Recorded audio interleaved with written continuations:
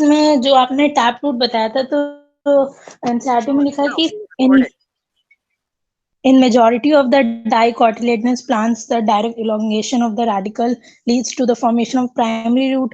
आपने बताया था कि टैप रूट में डाइकॉट्स एग्जांपल्स होते हैं, तो मेजॉरिटी तो एक्सेप्शंस भी होते हैं क्या इसके? हाँ, फिर वही है ना कि जैसे एडवेंटिशियस आप पढ़ते हो, तो एडवेंटिशियस ऐसा नहीं है कि एडवेंटिशियस डाइकॉट में होगा ही नहीं, है ना। तो जैसे कोई भी, अब आपको कौन सा प्लांट पता है जो रूट के थ्रू प्रोपगेट करता हो, लाइक गुलदाउदी जानते हैं, गुलदाउदी या डहेलिया जानते हैं? डहेलिया तो बहुत बड़ा सा फ्लावर होता है, ये जानते हैं। तो डहेलिया में क्या है, डहेलिया में vegetative propagation by tap root होता है। इसका मतलब ये है कि अगर टैप रूट मिट्टी में छूट गई, लाइक फरवरी मार्च में डहेलिया का सीजन पूरा हो जाएगा, तो या तो पौधे को उखाड़ दोगे जड़ के साथ, अगर उस गमले को या मिट्टी को किसी और काम के लिए यूज करना है, नहीं तो ऊपर का पौधा सूख जाएगा, नीचे की टैप रूट छूट जाएगी। अब फिर से जब विंटर आएगा, फिर से जब अक्टूबर आएगा, तो वही टैप रूट जो फरवरी मार्च में छूट गई थी, मतलब पिछले साल की जो टैप रूट थी, वही टैप रूट अब दोबारा से प्लांट बनाएगी। अगर वही टैप रूट दोबारा से प्लांट बनाएगी, तो इसका मतलब ये तो नहीं हुआ कि टैप रूट रेडिकल से ही बनी, क्योंकि ये जो टैप रूट है ये पहले से छूट गई है ना। अब तो आपने कोई सीड तो डाला नहीं ना एक्चुअली कि रेडिकल हो, जिससे आगे जाके primary root. Then in that case ये डाइकॉट है, और यहाँ पे टैप रूट से नया रूट नहीं बना, है ना। तो फिर ये अलग केस कंसिडर किया जाएगा। तो वेजिटेटिव प्रोपगेशन जहां जहां पॉसिबिलिटी है, इवन डाइकॉट्स में भी वेजिटेटिव प्रोपगेशन होता है, लाइक अदरक में भी होता है, हल्दी में भी होता है। तो इन सब में रूट्स कहाँ से बनती हैं? इन सब में रूट्स अदरक की गांठ या हल्दी की गांठ से बनेगी, and that is not the tap root. वो प्राइमरी रूट नहीं है, वो रेडिकल वाला पार्ट नहीं है, बट फिर भी उससे टैप रूट बन रहा है। तो ऐसे केस में हम, जहाँ पे नेचुरल वेजिटेटिव प्रोपगेशन है इन डाइकॉट, वहां पे फिर ये लाइन एप्लीकेबल नहीं होगी। अगर आप सीड से लगा रहे हैं देन कोई डाउट नहीं है ना। अगर हम सीड से लगा रहे हैं तो डाइकॉट के सीड से जो रूट बनेगी वो प्राइमरी रूट टैप रूट की होगी, उसमें कोई एक्सेप्शन नहीं है। इस तरीके से उसको मतलब समझना है आपको, क्योंकि वेजिटेटिव सर और एक और इसमें, यस यस आप बता रहे थे सर, इसमें मतलब जो कैथरीन सॉ करके जो हैं, कोई साइंटिस्ट हैं जो भी हैं सर, इसमें वेबस्टर्स ऑफ प्लांट बायोलॉजी लिखा है। वेबस्टर्स मतलब क्या होता है? WEBSTER ऑफ प्लांट बायोलॉजी होंगे। व्यवस्था किसी पर्सन का नाम भी है, मतलब किस रेफरेंस पे पूछ रहे हैं आप? फिर से पूछो, क्या एग्जैक्टली क्या था डाउट, क्वेश्चन क्या सर था? उसमें लिखा है पूरी लाइन लिखी है, the anatomy of seed plants by Katherine Esau was published in 1960. It was referred to as Webster's of plant biology. It is encyclopedia. एक तो WEBSTORE है या TER है? ओ नहीं है सर, ई है, ई आ रहा है, ई आ रहा है, ई आ रहा है। हाँ, वेबस्टर एक्चुअली क्या है, एक पर्सन का नाम भी है वेबस्टर, बहुत रिनोड साइंटिस्ट हैं प्लांट बायोलॉजी के। तो जब भी किसी, मतलब इसको आप एक तरीके से एज ए फ्रेज यूज किया जाता है कि जब आप किसी फील्ड में एक्सेल कर जाते हो, अच्छा, बहुत ज्यादा उस फील्ड को जानते हो, यस तो सर, किया जाता है कि you are Websters of plant biology, मतलब आप अपनी फील्ड में उतना जानते हैं जितना प्लांट बायोलॉजी में वेबस्टर्स को पता था। तो वो एक एज ए फ्रेज यूज किया गया होगा प्रोबेबली, जितना मैं समझ पा रहा हूँ, तो उसको इसी तरीके से दिया उनके नाम अच्छा। पे। और सर उसमें एडवेंटिशियस फ्रूट्स का एग्जांपल ग्रास दिया गया है। ग्रास ग्रास किस हिसाब मोनोकॉट है, से है? ग्रास मोनोकॉट है। तो ग्रास में किसी और पार्ट से कहाँ से निकलता है? ग्रासेस में भी नोट रूट्स। से निकल आएगा एडवेंटिशियस रूट्स। आप ग्रास में रूट कहाँ लगाते हैं? आप जो लॉन में ग्रास होती है, दूब घास, उसको कहीं भी तोड़ के और कहीं भी लगा दीजिए, अपने आप वो फैलती चली जाती है। कभी स्टेडियम वगैरह में या किसी पार्क में आपने ग्रास को लगाते हुए देखें, तो ग्रासेस के बेड होते हैं। बेड का मतलब क्या है कि ग्रासेस में एडवेंटिशियस रूट्स होंगी, तो उन्हें मिट्टी से उखाड़ा जाता है, तो बिल्कुल एक लेयर में काटा जाता है। तो मान लीजिए लगभग 3 से 4 इंच की मोटी थिक लेयर निकाल ली जाती है, और उसके स्क्वायर बॉक्सेस बना दिए जाते हैं। उन बॉक्सेस को ही सीधे सीधे कारपेट के जैसा बिछा दिया जाता है मिट्टी के ऊपर, जैसे क्रिकेट के स्टेडियम में बिछा दिया गया। उसे पानी देते रहेंगे, और वो क्योंकि मिट्टी के नीचे लेयर है, तो वो जाके एडवेंटिशियस रूट से डेवलप करके ग्रो कर जाएगी। बाद में काटते रहेंगे। अगर आप क्रिकेट वगैरह को देखिए, तो जो इंग्लैंड में ग्राउंड बना हुआ है वो चेस के जैसा है, कहीं पे ग्रास ग्रीन है, कहीं पे लाइट ग्रीन है, कहीं पे डार्क, मतलब yes sir. बॉक्सेस की फॉर्म में। तो एक्चुअली इसको लगाए वैसे दो Okay. अलग अलग वैरायटी ग्रासेस की हैं, और क्योंकि उनके बेड लगाए जाते हैं तो स्क्वायर बॉक्स को कट करके बिछा दिया कारपेट के जैसा, पानी दे दिया 1 2 3 4 5 महीने तक। उसके बाद उनकी जब रेगुलर कटाई करेंगे तो आपको वो बॉक्सेस दूर से नजर आएंगे कि आपने ऐसे ऐसे पैच में लगाया था ग्रास को। तो ग्रासेस में भी Okay एडवेंटिशियस, sir. एडवेंटिशियस का मतलब यूजुअली होता है other than origin. Adventitious is a word, अगर आप इंग्लिश में देखेंगे एडवेंटिशियस को तो उसका मतलब है अदर देन ओरिजिन। अब यहाँ पे जैसे हम रूट्स के लिए लिख रहे हैं, और क्योंकि रूट्स का ओरिजिन रेडिकल से होना चाहिए था तो इसलिए एडवेंटिशियस रूट्स हो गया। आगे कहीं पे लिखा होगा एडवेंटिशियस ट्यूबर, या आपको याद भी हो तो मैंने आपको पढ़ाया भी है प्लांट किंगडम में एडवेंटिशियस ट्यूबर, याद है किसी को? एडवेंटिशियस ट्यूबर मैंने कहाँ पढ़ाया था आपको? हाँ सर, कहीं पढ़ाया था यार, एक सेकेंड. एडवेंटिशियस ट्यूबर आपको मॉसेस में पढ़ाया था, मॉस में प्रोटोनिमा और एडवेंटिशियस ट्यूबर से वेजिटेटिव प्रोपगेशन होता है ब्रायोफाइट में, मॉसेस के अंदर आपने लिखा है। अब ट्यूबर क्या होता है? ट्यूबर आप अभी इसी में पढ़ेंगे मॉर्फोलॉजी में, स्टेम का मॉडिफिकेशन है। तो स्टेम से तो ट्यूबर बनेगा, ट्यूबर का मतलब है उभार, ट्यूबर लाइक आउटग्रोथ, जैसे कहीं पे भी एक छोटा सा आलू, आलू potato is example of tuber. तो आलू का कोई शेप नहीं होता, छोटा मोटा किसी भी शेप का हो सकता है। तो उसी तरीके से अगर कोई ट्यूबरस आउटग्रोथ है तो ट्यूबर बनना चाहिए स्टेम से, क्योंकि tuber is the modification of stem. ये आप स्टेम वाले सेक्शन में इसी चैप्टर में पढ़ोगे।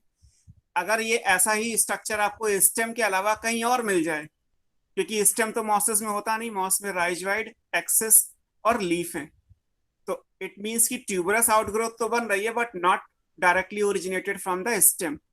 तो इसलिए वो एडवेंटिशियस ट्यूबर हो गए, मतलब अदर देन ओरिजिन, ऐसे ट्यूबर जिनका ओरिजिन डिफरेंट है, तो इसलिए उनको एडवेंटिशियस ट्यूबर बोल दिया, बिकॉज ट्यूबर ओरिजिनेट होता है स्टेम से। ऐसे एडवेंटिशियस लीफ अगर कहीं पे आए तो लीफ ओरिजिनेट होती है रूट से, नोड से।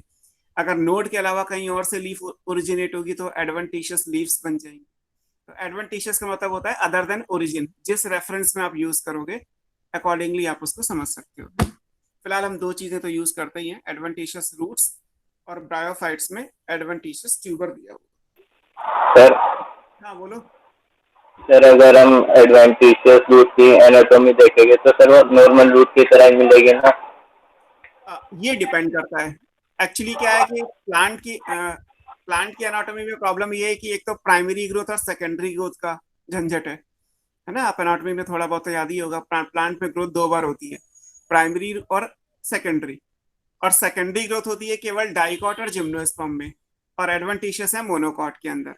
तो अगर आपको एनाटॉमी सिमिलर देखनी है तो आप प्राइमरी रूट की देखिए तो सिमिलर होगी, है ना? तो आपके क्वेश्चन में एक करेक्शन या एक टर्म्स कंडीशन अप्लाई कर देता हूं, as far as primary growth is concern then it is similar.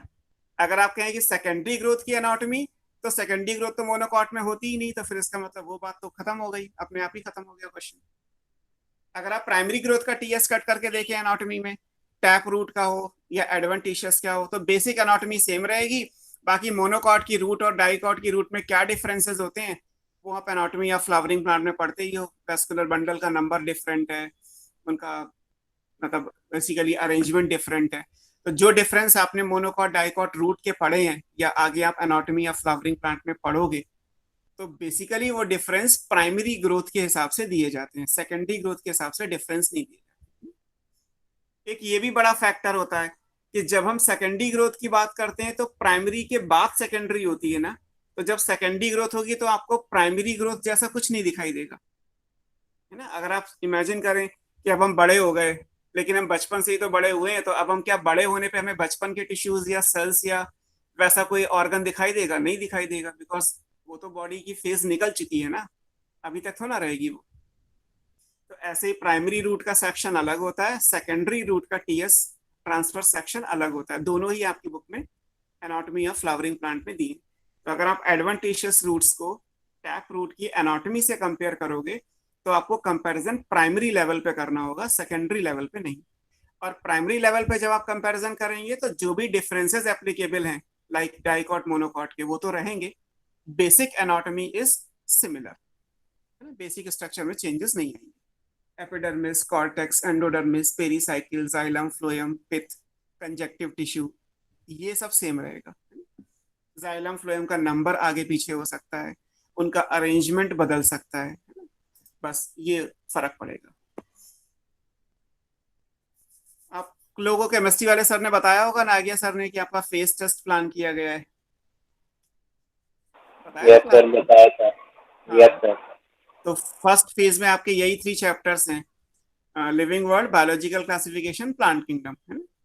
हमारे 11th की पूरी बुक में जितने बॉटनी के चैप्टर्स हैं उसमें 3 फेजेस हैं, और 12th की बुक में जितने बॉटनी के चैप्टर हैं उसमें भी 3 फेजेस हैं। और कैल्विन के एकेडमिक प्रोग्राम के हिसाब से हम फेस टेस्ट लेते हैं। सर एक बार दोबारा बोल देंगे, सर आपकी आवाज नहीं आ रही थी, एक बार दोबारा बोल दीजिए। मैं ये समझा रहा था आपको कि यस कैल्विन के जो एकेडमिक प्लान होता है, मतलब हम जिस तरीके से पढ़ाते हैं उसके हिसाब से हमने क्या किया हुआ है कि हम वीकली टेस्ट तो लेते ही हैं, आप लोग दे ही रहे हो वीकली टेस्ट, हम फेस टेस्ट भी लेते हैं। फेस टेस्ट का मतलब ये होता है कि एक सर्टेन टाइम के बाद हम पूरे सिलेबस का एक साथ टेस्ट लेते हैं। तो 11th में आपके बॉटनी में, 11th में जो चैप्टर्स आप बॉटनी में पढ़ोगे उसमें 3 फेजेस में डिवाइड कर रखा है। तो फर्स्ट फेज है living world, biological classification, plant kingdom. Sir, number of chapters same रहेगा या फिर नंबर ऑफ चैप्टर्स वेरी करेगा? वो वेरिएबल हो जाएगा, बिकॉज 10 चैप्टर्स हैं तो किसी में तो 4 जाएंगे ही जाएंगे ना। ओके 3 4 ऐसे रखा गया है एक्चुअली। वो जैसे फर्स्ट फेज में होता है plant king, living world, biological and plant kingdom. Second phase में आएगा मॉर्फोलॉजी, एनाटॉमी और प्लांट फिजियोलॉजी का पहला चैप्टर, ट्रांसपोर्ट इन प्लांट। और फिर फिजियोलॉजी के जो 4 चैप्टर्स हैं, mineral nutrition, photosynthesis, respiration and plant growth and development, वो थर्ड फेज में रखा गया।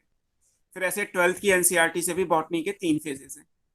तो अब जो है, जैसे आपको बताया गया होगा, सर ने भी बताया होगा, तो मॉर्निंग में मेरी कल उनसे बात हुई थी, तो ये था कि अब फेस टेस्ट होगा आपका। तो अब जो टेस्ट आएगा वो तीनों चैप्टर का आएगा, है ना। Living world, biological classification, plant kingdom, तीनों का ही पेपर आपको फेस टेस्ट की फॉर्म में मिलेगा। ठीक है। जैसे वीकली टेस्ट होता है तो वीक की क्लास के हिसाब से होता है।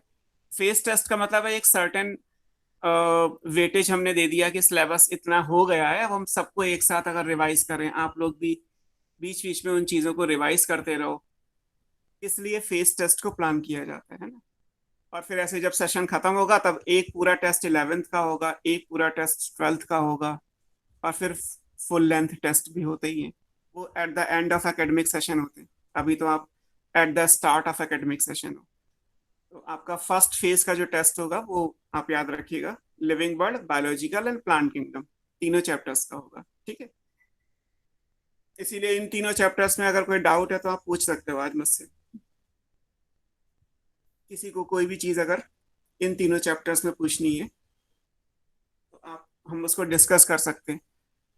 हालांकि प्लान में यही है कि हम सेकंड फेज में तभी जाते हैं जब हम फर्स्ट फेज का टेस्ट कर लेते हैं, लेकिन मैं तो एक्चुअली मॉर्फोलॉजी पिछले फेज में स्टार्ट कर दिया था पिछली क्लास में, तो कोई इश्यू नहीं है।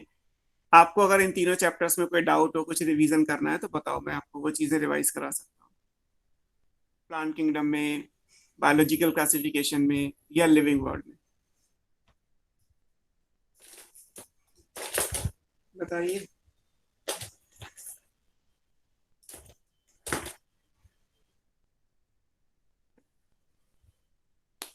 प्लांट किंगडम में आपको मैंने बताया भी था कि कुछ क्वेश्चंस वैसे भी आते हैं ना, उस चीज के लिए भी प्रिपेयर रहिएगा कि रैंडमली 10 12 या 15 नेम्स मेंशन कर दिए गए और इनमें से कहा जाए कि गैमेटोफिटिक कितने हैं और स्पोरोफिटिक कितने हैं। तो ऐसे क्वेश्चंस को करने के लिए आपको पूरा चैप्टर जब रिमाइंड होगा तो आप याद कर पाएंगे, है ना? तब उस क्वेश्चन को सही कर पाएंगे। और ये नीट में सो ऑलरेडी, फिर से बोलिए प्लांट बेटा। किंगडम से मेजॉरिटी एलगी से आता है क्या? अब ये डिपेंड करता है एक्चुअली, क्योंकि टॉपिक वाइज का कुछ वेटेज होता नहीं है प्लांट किंगडम का। मतलब मैंने देखा था तो काफी एवरेज उसका ज्यादा लग रहा था। एक्चुअली आप ऐसे मान लीजिए कि अगर मान लेते हैं कि प्लांट किंगडम से 3 क्वेश्चंस आने, फॉर एग्जांपल, यही वेटेज होता है प्लांट किंगडम का कि 3 क्वेश्चंस अप्रोक्सीमेटली आते हैं, तो उन 3 में से फिर ये हो जाता है कि क्योंकि एल्गी की क्लासेस भी आपके सिलेबस में है, जनरल कैरेक्टर्स भी हैं, तो और एल्गी फिर आगे बॉटनी में कहीं और आएगा भी नहीं, तो एल्गी से यूजुअली एक क्वेश्चन डाल दिया जाता है। फिर ऐसे ब्रायो और टेरिडोफाइट मिला के एक क्वेश्चन मान लीजिए, क्योंकि ब्रायोफाइट की 2 क्लासेस सिलेबस में और टेरिडो की क्लासेस नहीं है, सिर्फ एग्जाम्पल है, और ये भी आगे कहीं नहीं आएगा, क्योंकि हम इसी चैप्टर में पढ़ेंगे, इसके बाद हम इनको नहीं पढ़ेंगे। तो एक क्वेश्चन ब्रायोटेरिडो का मान लीजिए। अब जो एक क्वेश्चन बचा, उसमें आप जिम्नो एनजीओ मान लीजिए, या लाइफ साइकिल पैटर्न मान लीजिए, या स्टार्टिंग में जो नेचुरल या आर्टिफिशियल, फाइलोजेनेटिक, कीमोटैक्सोनॉमी, न्यूमेरिकल टैक्सोनॉमी, ये जो 5-6 वर्ड दिए हुए हैं, इनसे मान लीजिए। क्योंकि जिम्नो और एनजीओ तो आगे भी आपको पढ़ना है। मान लीजिए अगर मैं जिम्नोस्पर्म की लीफ का कुछ पूछूं, तो पिन्नेटली कंपाउंड लीफ है, वो तो आप मार्फोलॉजी में भी पढ़ोगे और वो आपने जिम्नो में भी पढ़ा हुआ है। तो उस क्वेश्चन को मार्फोलॉजी में अगर आप काउंट करोगे तो फिर जिम्नोस्पर्म का वेटेज बहुत कम हो जाएगा। और एंजियोस्पर्म का तो सब कुछ आपको आगे ही पढ़ना है, मार्फोलॉजी, एनाटॉमी, सेक्सुअल रिप्रोडक्शन, तो और वेजिटेटिव प्रोपगेशन, ये सब आप आगे अलग अलग चैप्टर्स में पढ़ते हो। तो it may be the reason कि एल्गी से एक क्वेश्चन आना ही आना है, या इवन शायद 2 भी आ जाए, वैसे एक तो आता ही आता है। एक एल्गी से मान लीजिए, एक ब्रायोटेरिडो से मान लीजिए, एक जिम्नो एनजीओ से मान लीजिए ना। हमारे किसी भी कंपटीशन में ना, कि जो स्ट्रेटेजिक प्लान होता है कि हमें पढ़ाई कैसे करनी है, ये सबसे इंपॉर्टेंट होता है। सिचुएशंस वेरिएबल होती है ना, बट फिर भी ये है कि हमें, बीइंग एन स्टूडेंट, अगर मुझे मान लीजिए एग्जाम देना है, तो मेरे लिए इंपॉर्टेंट ये होता है कि एक स्ट्रेटेजिकली प्लान किया जाए कि मुझे हर क्वेश्चन को सही करना है।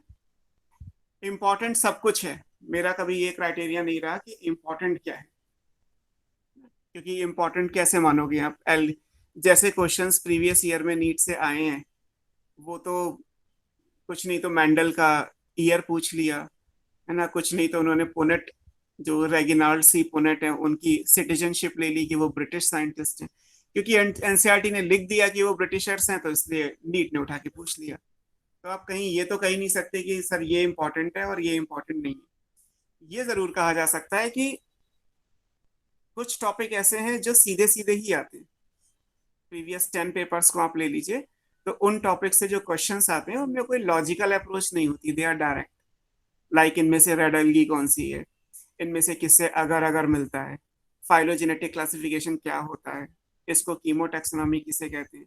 तो ये बहुत सिंपल है, इसमें आपको कुछ दिमाग नहीं लगाना, जो है वो याद कर लिया और कर दिया। लेकिन जैसे मैं भी आपको बता रहा था कि अगर हम प्लांट किंगडम में मान लीजिए कुछ नेम्स मेंशन कर दें, और फिर उन नेम्स के हिसाब से मैं आपसे कहूं कि इनमें स्पोरोफाइट कितने हैं और गैमेटोफाइट कितने हैं, तब आप क्या करोगे? ऐसे क्वेश्चंस के लिए फिर जब तक आपको सब कुछ नहीं पता होगा, तब तक नहीं निकाल सकते, है ना। जैसे मान लीजिए आपको दिया हुआ है कि प्रोटोनिमा है ना, ये ऐसे क्वेश्चंस आपको मिल जाएंगे, ठीक है। जाइगोट है ऑफ क्लोरेला, ठीक है। Leaves of mosses,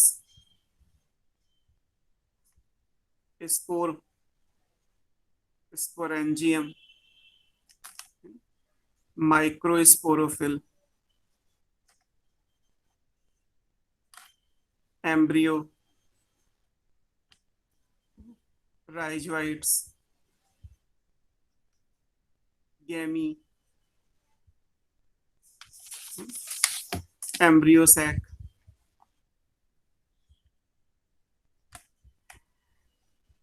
endosperm of Cycas या एंडोस्पर्म ऑफ पाइनस। कितने हो गए? 5 5 10 है। अब आप बताइए कि how many of gametophytic origin. दिख रहा है आपको सब कुछ? इनमें से कितने, बस नंबर में बताना है, कितने ऐसे हैं जो गैमेटोफिटिक ओरिजिन के हैं?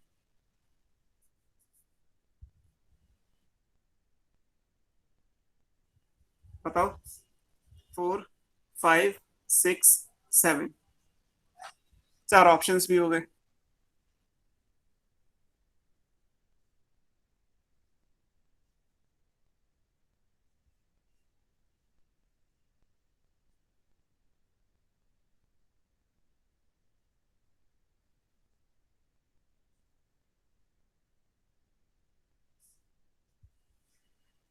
बताओ इस क्वेश्चंस को, मुझे सिर्फ नंबर बताना है आपको।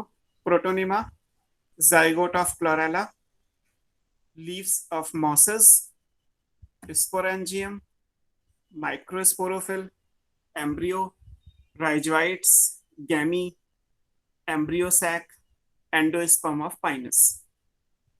How many of the following are of gametophytic origin? कैसे करोगे? और ये So पूरा 4. चैप्टर सर जरा स्क्रीन का देख लीजिए, स्क्रीन ब्लर आ रही है काफी बार बार, ब्लर हो रही है बार बार। मैं देखता हूँ। Let me see.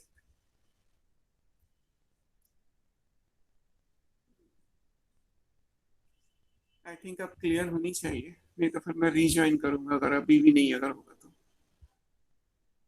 क्योंकि सिग्नल इश्यू नहीं है अभी तक तो ठीक है। सर एक्चुअल में हो ये रहा है कि बार बार मतलब क्लियर और ब्लर हो रही है, क्लियर और ब्लर हो रही है। फोटो खींच लो ना एक बार। हाँ, आप ये इसका सब स्क्रीनशॉट लेके सॉल्व करो और मैं तब तक रीज्वाइन करता हूँ, मे बी रीज्वाइन करने पे ठीक हो जाए। ठीक है, मैं रीज्वाइन करता हूँ, आप ले लीजिए इसका इमेज।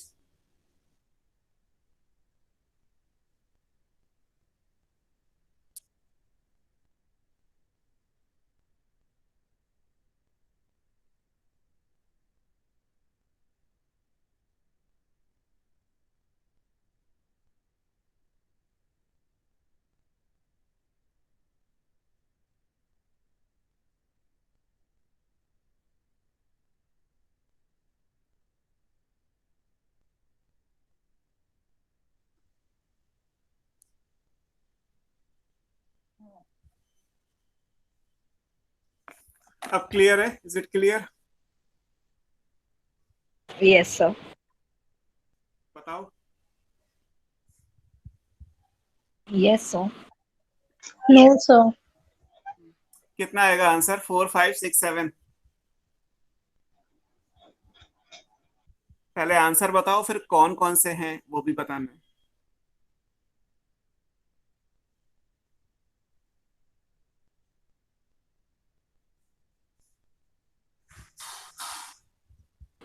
स्क्रीन का बहुत इश्यू है। किसी और कलर से लिख दो, आपको मे बी रेड से मैंने लिखा है तो शायद ना क्लियर हो रहा हो। प्रोटोनिमा। सर आपका लेंस शायद गंदा हो। मैंने क्लियर किया था बेटा, इसीलिए तो ऑफ किया था।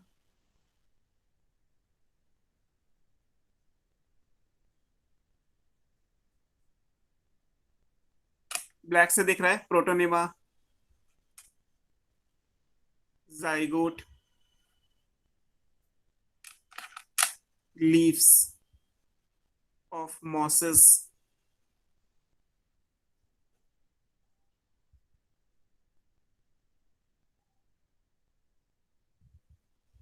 एक बार आप लोग भी रिज्वाइन करके देखो।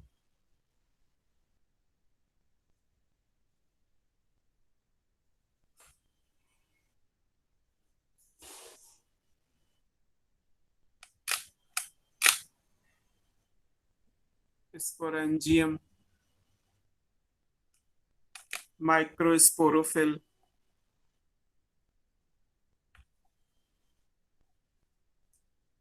Embryo, rhizoids, gemmae, embryo sac, endosperm of Pinus.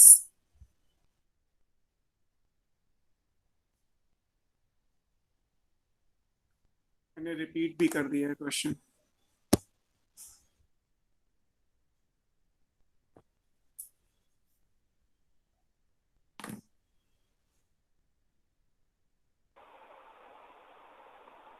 अब क्लियर है?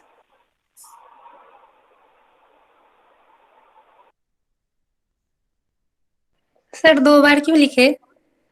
आप, मुझे लगा कि शायद रेड से आपको नहीं आ रहा हो, अच्छा, इसलिए मैंने 2 बार लिखा कि मुझे लगा कि रेड से शायद क्लियर नहीं आ रहा आप लोगों को, तो मैं ब्लैक से लिख देता हूँ। तो 4 आना चाहिए आंसर। कौन कौन से? Sir that's it. Sir protonema. Protonema haploid है, चलो।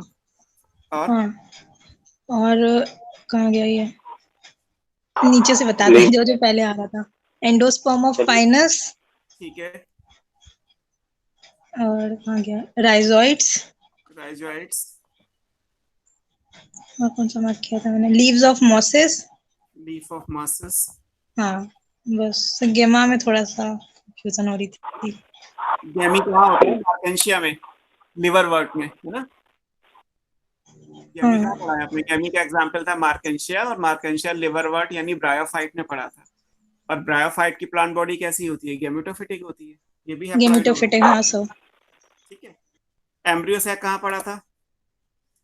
एम्ब्रियोसैक फीमेल गेमेटोफाइट को कहते हैं, एंजियोस्पर्म के। और एंजियोस्पर्म का जो फीमेल गेमेटोफाइट है वो 7 सेल्ड 8 न्यूक्लिएटेड, ये तो हमने लास्ट क्लास में किया था।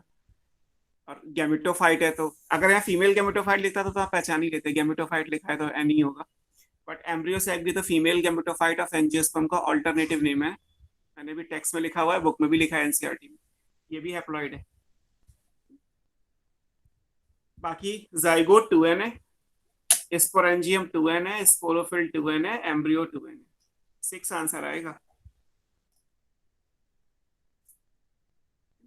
तो और इसमें से कहीं तक कोई भी चीज ऐसी नहीं है जो आप कह सके कि सर ये तो एनसीईआरटी में है नहीं।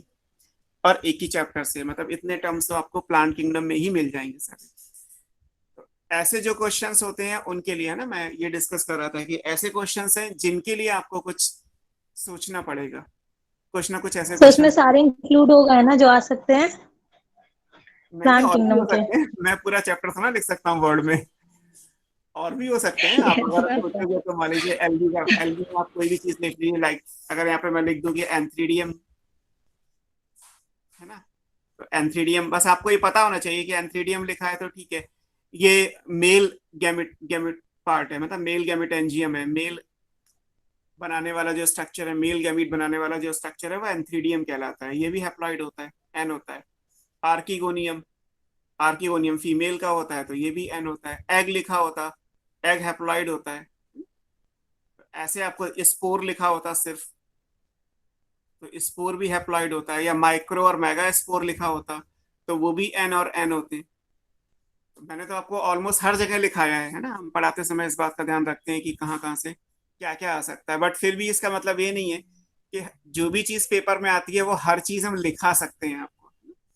जैसे फिजिक्स का ही मान लीजिए होता है या केमिस्ट्री का ही होता है कि आपको सर 1 2 5 10 क्वेश्चन प्रैक्टिस के लिए करा देंगे, बट मेन एग्जाम में जब 11th क्वेश्चन आएगा तो कॉन्सेप्ट वाइज सर ने कराया होगा आपको। न्यूमेरिकल वैल्यूज ना करा सकते हैं कि वो न्यूमेरिकल वैल्यू जो एग्जैक्टली एग्जाम में आएंगी वो सर को थोड़ा पता है। तो ऐसे हमें भी यही, हमें ये पता है कि हैप्लॉइड ये और डिप्लॉइड ये सर। कितने आपके एग्जाम में आएंगे वो तो तभी पता चलेगा ना। सर सर कुछ कहना है। बोलो।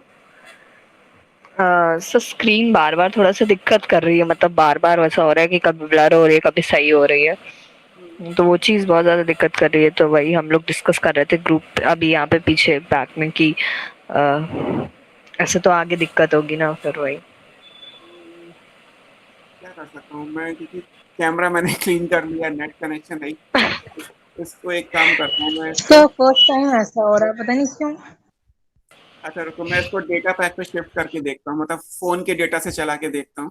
क्योंकि ब्रॉडबैंड से अगर दिक्कत आ रही है तो मे बी ब्रॉडबैंड में कोई इश्यू, है ना। हो सकता है आपको 1 मिनट के लिए कुछ दिखाई ना दे क्योंकि कनेक्शन ट्रांसफर होगा। ओके।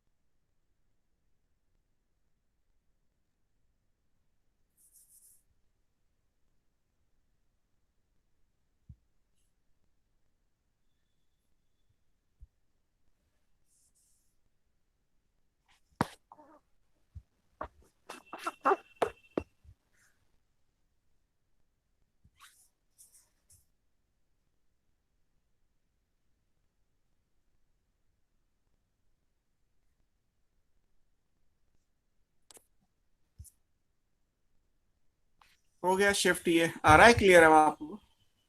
यस सर, क्लियर आ रहा।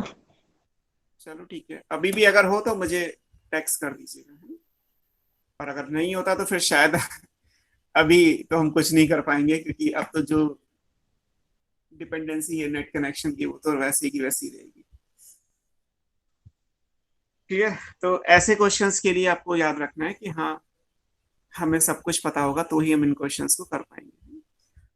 और जो फर्स्ट फेज अभी जैसे हम डिस्कस कर रहे थे कि लिविंग वर्ल्ड, बायोलॉजिकल और प्लांट किंगडम, तो क्योंकि और इवन अगर हम आगे के 2 चैप्टर भी ले लें, मॉर्फोलॉजी और एनाटॉमी, तो इन सब में क्वेश्चंस यूजुअली डायरेक्ट होते हैं। मतलब यहाँ पे एक्चुअली कुछ कंसेप्शुलाइज करने की या लॉजिकल अप्रोच लगाने की जरूरत शायद नहीं पड़ती, क्योंकि कुछ है ही नहीं एक्चुअली, है ना। ये ट्रेडिशनल बॉटनी है, टैक्सोनॉमी, प्लांट का क्लासिफिकेशन, उनके ग्रुप्स के बारे में पढ़ना। जब आप photosynthesis, respiration, mineral nutrition, transport in plant, और फिर आगे जेनेटिक्स एंड मॉलिक्यूलर बायोलॉजी, है ना, ये वो चैप्टर्स हैं जहाँ पे ऐसे क्वेश्चंस आपको मिलेंगे, जहाँ पे आपको सोचना पड़ेगा, कुछ थोड़ा बहुत कैलकुलेट करना पड़ेगा।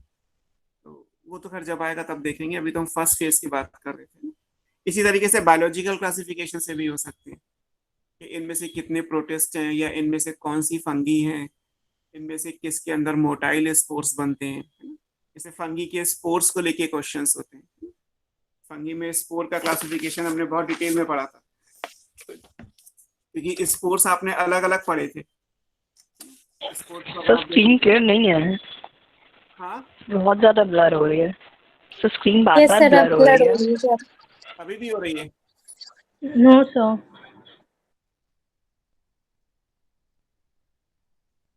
ठीक है सर।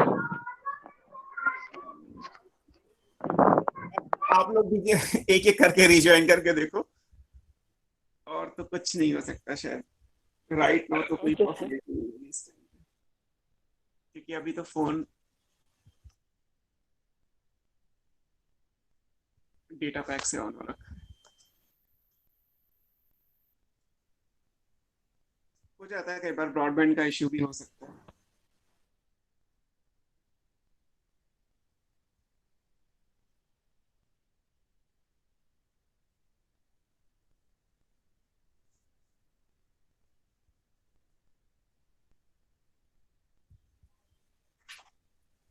Just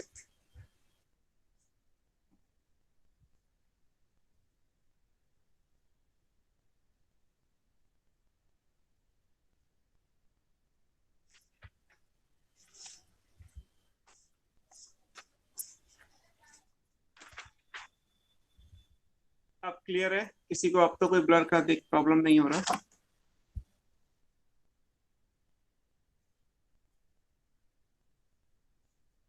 no sir. तो दूसरा तरीका मैं आपको बता रहा था, फंगी के क्वेश्चंस के लिए याद रखिएगा, है ना। फंगी में हमने अलग अलग कंडीशंस में अलग अलग स्पोर पढ़े हुए हैं। एक फंगी के माइसीलियम को लेके और एक फंगी के स्पोर को लेके क्वेश्चंस हो सकते हैं जो लिटिल बिट कंफ्यूजिंग से लगे आपको। फंगी में अगर इकोनॉमिक इंपॉर्टेंस से आता है कि किसी फंगी का रोल क्या है, या फंगी पैरासिटिक है या सेप्रोट्रॉफिक है, और वो किस क्लास से बिलोंग करती है, क्योंकि फंगी की क्लासेस सिलेबस में थी। तो मेरे पॉइंट ऑफ व्यू से इसमें क्वेश्चन में कंफ्यूजन होना नहीं चाहिए, बिकॉज ये डिस्क्रिप्टिव है। आपको जो लिखा दिए गए फाइकोमाइसिटीज, एस्को, बैसिडियो, ड्यूटेरोमाइसिटीज के एग्जाम्पल्स, तो वो तो आपको डायरेक्ट लर्न करने हैं।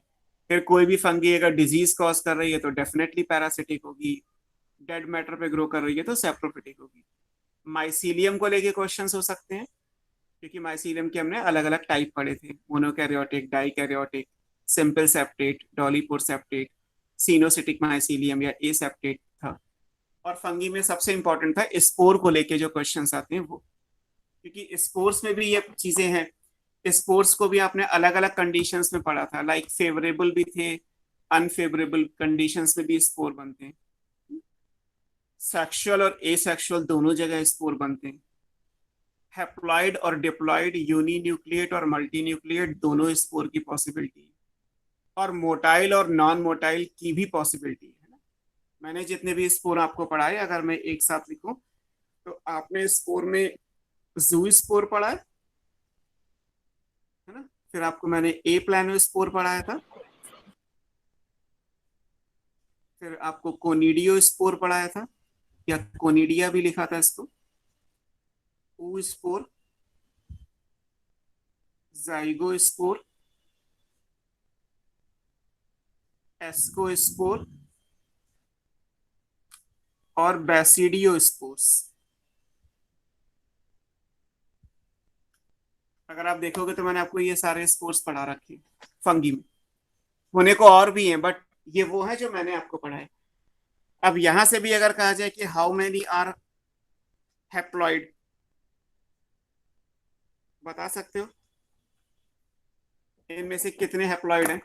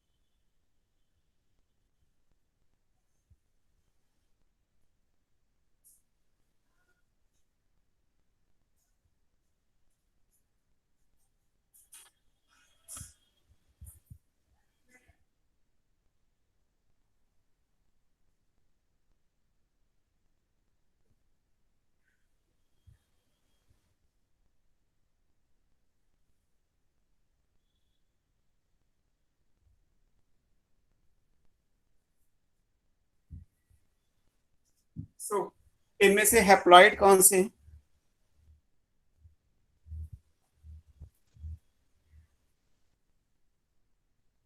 बताओ।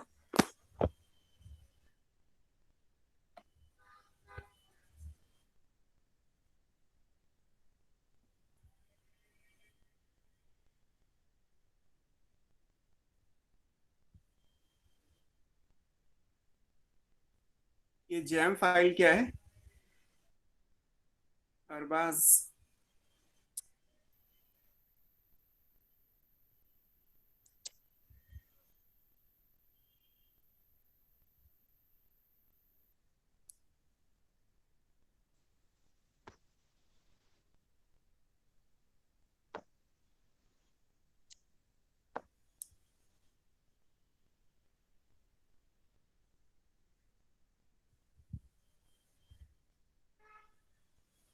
हाँ बताइए, कर रहे हैं आप लोग, नहीं कर रहे क्वेश्चंस?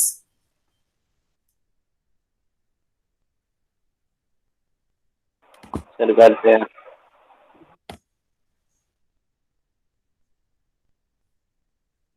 बताओ इनमें से हैप्लॉइड कौन से हैं और डिप्लॉइड। आप हैप्लॉइड बता दो, हैप्लॉइड ही इंपॉर्टेंट है। फंगी की प्लांट बॉडी हैप्लॉइड होती है, मेजॉरिटी ऑफ द फंगी कभी भी आएगा तो हैप्लॉइड। अगर हैप्लॉइड है तो इनमें से कौन से ऐसे हैं जो हैप्लॉइड स्पोर हैं? जूस्पोर हैप्लॉइड होता है। स्पोर हैप्लॉइड होता है। ए प्लानो स्पोर कैसा होता है? हैप्लॉइड होगा। ओनिडियो स्पोर कैसा होगा? हैप्लॉइड सर होता है। ये भी हैप्लॉइड होते हैं। ओ स्पोर कैसा होता है? सो ये डिप्लॉयड होता है ये उस डिप्लॉइड होता है। ओ स्पोर फर्टिलाइजेशन के बाद बना था, मींस प्लाज्मोगेमी कैरियोगेमी होने के बाद बना था।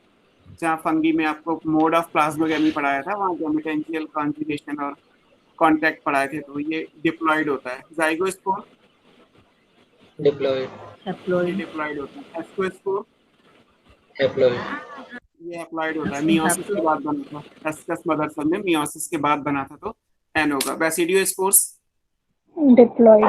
हैप्लॉइड। ये हैप्लॉइड होता है, ये भी तो मियोसिस के बाद बना है। बेसिडियम मदर सेल्स ये बेसिडियोमाइसिटीज में बना था, ये एस्कोमाइसिटीज में बना था। तो ये आएंगे। इनमें से सेक्सुअल स्पोर कौन सा है? ऐसे कौन से हैं जो सेक्सुअल स्पोर है, मतलब सेक्सुअल रिप्रोडक्शन के टाइम पे बनते हो? ऊस्पोर ऊस्पोर सेक्सुअल है। और जाइगोस्पोर जाइगोस्पोर भी सेक्सुअल है। नहीं एस्कोस्पोर्स भी है, बेसिडियो भी है। ये भी तो सेक्सुअल रिप्रोडक्शन में तो बने थे मियोसिस के बाद। अब ये नहीं देखना कि आपको ये क्या था, अभी तो क्वेश्चन ये है कि इनमें से सेक्सुअल स्पोर कौन सा है। तो ये चारों सेक्सुअल हैं। ये आपने ए सेक्सुअल में पढ़े थे, ए सेक्सुअल रिप्रोडक्शन इन फंगी तो अलग से हेडिंग पढ़ाई थी, तो उसमें तीन ही तो पढ़ाए थे आपको, जू स्पोर, ए प्लानोस्पोर और कोनिडियो स्पोर। तो ऐसे क्वेश्चंस हो जाएंगे। इनमें से एंडोजीनस कौन सा है, मतलब कितने हैं एंडोजीनसली प्रोड्यूस्ड? एंडोजीनसली प्रोड्यूस का मतलब मेम्ब्रेन के अंदर बनना। जूस्पोर जूस्पोर एंडोजीनस है, एप्लानोस्पोर, प्लानोस्पोर एंडोजीनस है, और एस्कोस्पोर, एस्कोस्पोर एंडोजीनस है।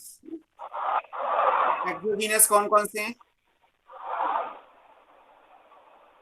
एक्सो में कॉन्डियो ये क्या नाम है, कोनिडियोस्पोर कोनिडियोस्पोर आएगा और बैसिडियोस्पोर आएगा।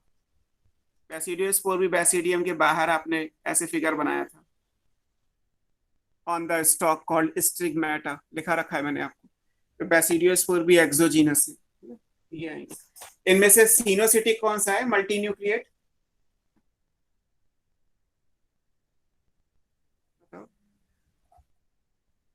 Which of the above are multinucleate in nature? Sinocytic. Multinucleate ये ओस्पोर जाइगोस्पोर ना, ये दोनों मल्टीन्यूक्लिएट थे। वहां देखोगे तो लिखा होगा डिप्लॉयड मल्टीन्यूक्लिएट, तो ये सिनोसिटिक कहलाते हैं। हैप्लॉयड डिप्लॉयड एक क्राइटेरिया ये हो गया, सेक्सुअल एसेक्सुअल ये क्राइटेरिया हो गया, एंडोजीनस एक्सोजीनस ये क्राइटेरिया हो गया, यूनिन्यूक्लिएट या मल्टीन्यूक्लिएट ये हो गए मल्टीन्यूक्लिएट, बाकी पांचों जो है वो यूनिन्यूक्लिएट। तो ये भी क्वेश्चंस हो गए। फेवरेबल कंडीशन में कौन से बनते हैं? Which of them are formed under favorable condition?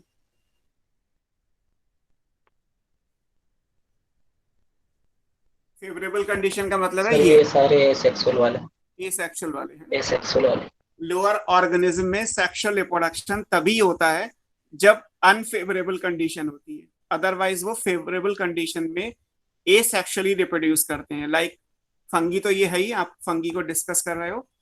Protista में भी अगर हो, प्रोटिस्टा भी आपने पढ़ा है, प्रोटिस्ट में डायनोफ्लैजिलेट क्राइसोफाइट्स ये सब पढ़ा है। तो अगर वहां से आता है कि फेवरेबल कंडीशन में क्या, तो एसेक्सुअल रिप्रोडक्शन। ऑलरेडी प्रोटिस्टा के लिए भी नीट में आ चुका है क्वेश्चन। और इवन अगर बैक्टीरिया में आपसे कहा जाए, हालांकि बैक्टीरिया में सेक्सुअल रिप्रोडक्शन तो है ही नहीं, क्योंकि वहां तो आपने जेनेटिक रिकॉम्बिनेशन पढ़ा था, ट्रांसफॉर्मेशन, कॉन्जुगेशन, ट्रांसडक्शन, और जो भी पढ़ा था वो बाइनरी फिशन था। तो बाइनरी फिशन बैक्टीरिया में एसेक्सुअल रिप्रोडक्शन का तरीका है और वो फेवरेबल कंडीशन में होगा। हालांकि वहां एंडोस्पोर पढ़ा था आपने, और एंडोस्पोर अनफेवरेबल कंडीशन में बैक्टीरिया में बनता है ना। यहाँ से ये भी क्वेश्चन ऐसे भी बनाया जा सकता है कि ये तीनों ऑप्शन हो गए, चौथा ऑप्शन दे दिया जाए एंडोस्पोर, और आपसे कहा जाए कि select the odd one with respect to fungi. कई बार ऐसे क्वेश्चन होते हैं ना, स्टेटमेंट में सिर्फ इतना लिखा होता है select the odd one with respect to, मान लीजिए मैंने फंगी लिख दिया, कई बार ये भी ना लिखा हो। अब आपसे ये चार दे दिए गए, अब आपको कि इसमें सर ऑड वन सिलेक्ट करना है, तो सिलेक्ट करने का क्राइटेरिया क्या लेना है? तो ये बड़ा मुश्किल होता है कि हम किस नजरिए से देखें कि इनमें से कौन सा ऑड है। वो नजरिया तो दिया ही नहीं है, मैंने तो दे दिया विद रिस्पेक्ट टू फंगी, तो आपको ये देखना है कि तीन तो फंगी में बनते हैं, ये फंगी में नहीं बनता है ना। या with respect to sexual reproduction in fungi, तो पता चला कि ये अगर चार दे रखे हैं तो इसमें से ये सेक्सुअल है और तीनों ये एसेक्सुअल है ना। तो इस विद रिस्पेक्ट टू ओरिजिन, तो एंडोजीनस एक्सोजीनस में से ऑप्शन दे दिया जाए। तो जब ये नहीं लिखा होता विद रिस्पेक्ट टू, तब क्या करेंगे? तो फिर आपको सोचना पड़ेगा कि ऑड किस तरीके से, और आप जो सोच रहे हैं वो एग्जाम में जो पेपर सेटर है उसने भी सोचा होगा, तभी तो आंसर कर पाओगे, वरना आपका गलत हो जाएगा। तो ऐसे क्वेश्चंस के लिए फिर आपको वर्क करना पड़ता है। मतलब these are not easy questions, है ना। कोई भी नीट का एग्जाम इजी होने का मतलब ये नहीं होता कि एनसीईआरटी से आएगा। मेरे पॉइंट ऑफ व्यू से तो सारा एनसीईआरटी से ही आता है, इजी भी एनसीईआरटी से आता है, टफ भी एनसीईआरटी से आता है। मेरा क्राइटेरिया इजी और टफ का सिर्फ ये होता है कि जो डायरेक्ट है, इंफॉर्मेटिव, आपकी बुक की लैंग्वेज का है, वो इजी है, और जहां से भी लैंग्वेज को थोड़ा सा ट्विस्ट किया गया but option and the statement सब एनसीईआरटी में है, तो इट मीन्स कि उसका लेवल थोड़ा सा अप हो गया। And these are the questions जो डिसाइडिंग होते हैं, जो आपके नंबर बढ़ाएंगे या कम करेंगे, क्योंकि इन्हीं में गलतियां ज्यादा होती हैं। कई बार आप अप्रोच भी करोगे और सही अप्रोच कर रहे हो, बट फिर भी मिस्टेक हो गई। 10, 12, 15 में से आपको ढूंढने थे कि गैमेटोफाइट और स्पोरोफाइट कितने हैं, कोई भी एक आपने गलत कर लिया तो आंसर गलत हो जाएगा। और वो तभी हो पाएगा जब आपको पूरा टॉपिक आता होगा, जैसे भी था प्लांट किंगडम का कि पूरा चैप्टर पूरी फंगी पता हो आपको, तो आप उन चीजों को समझ पाओ। तो इन क्वेश्चंस पे आपको फोकस करना होगा कि इस टाइप के क्वेश्चंस अगर एग्जाम में आते हैं तो क्या होगा। इवन जब हम फेस टेस्ट बनाते हैं तो फेस टेस्ट आपका पूरा एज पर नीट पैटर्न नहीं होता है। 50% डायरेक्ट क्वेश्चंस होंगे, 40% लाइक दिस कॉन्सेप्ट वाइज होंगे, 10% आप कह सकते हैं कि वो शायद एनसीईआरटी में ना हो, लेकिन हमने कहीं ना कहीं उन चीज़ों को आपको पढ़ा रखा है, तो आप उन चीज़ों को भी कर सकते हो। थोड़ा सा अप लेवल का भी हो सकता है। तो एक फंगी से स्पोर का पैरामीटर में आपको, जो आपने जैसे कुछ किसी ने पहले पूछा था अभी कि सर इम्पोर्टेंट का क्या है, तो फंगी में स्पोर के क्वेश्चंस हो सकते हैं इम्पोर्टेंट, फंगी में माइसीलियम हो सकता है इम्पोर्टेंट। वायरस का एक क्वेश्चन यूजुअली बायोलॉजिकल क्लासिफिकेशन से आ ही जाता है, जैसे वायरस में वायरस की डिस्कवरी, वायरस का स्ट्रक्चर और वायरॉइड और प्रियॉन, ये सब चीजें दी हुई है। वो तो इंफॉर्मेटिव है, उसमें तो कुछ भी बाहर से नहीं आता, जो दे रखा है वायरस का वही आपसे पूछा जाएगा। तो वायरस हो गया, फंगी हो गया, प्रोटिस्टा और मोनेरा, इनमें से आप एक क्वेश्चन मान लीजिए कि आ ही जाएगा। प्रोटिस्टा में भी जितना आपकी बुक में है यूजुअली उतना ही पूछा जाता है। हालांकि नीट 2018 में क्वेश्चन जो आया था वो बाहर से था, लेकिन वो मैंने आपको फिलहाल अभी पढ़ा रखा है।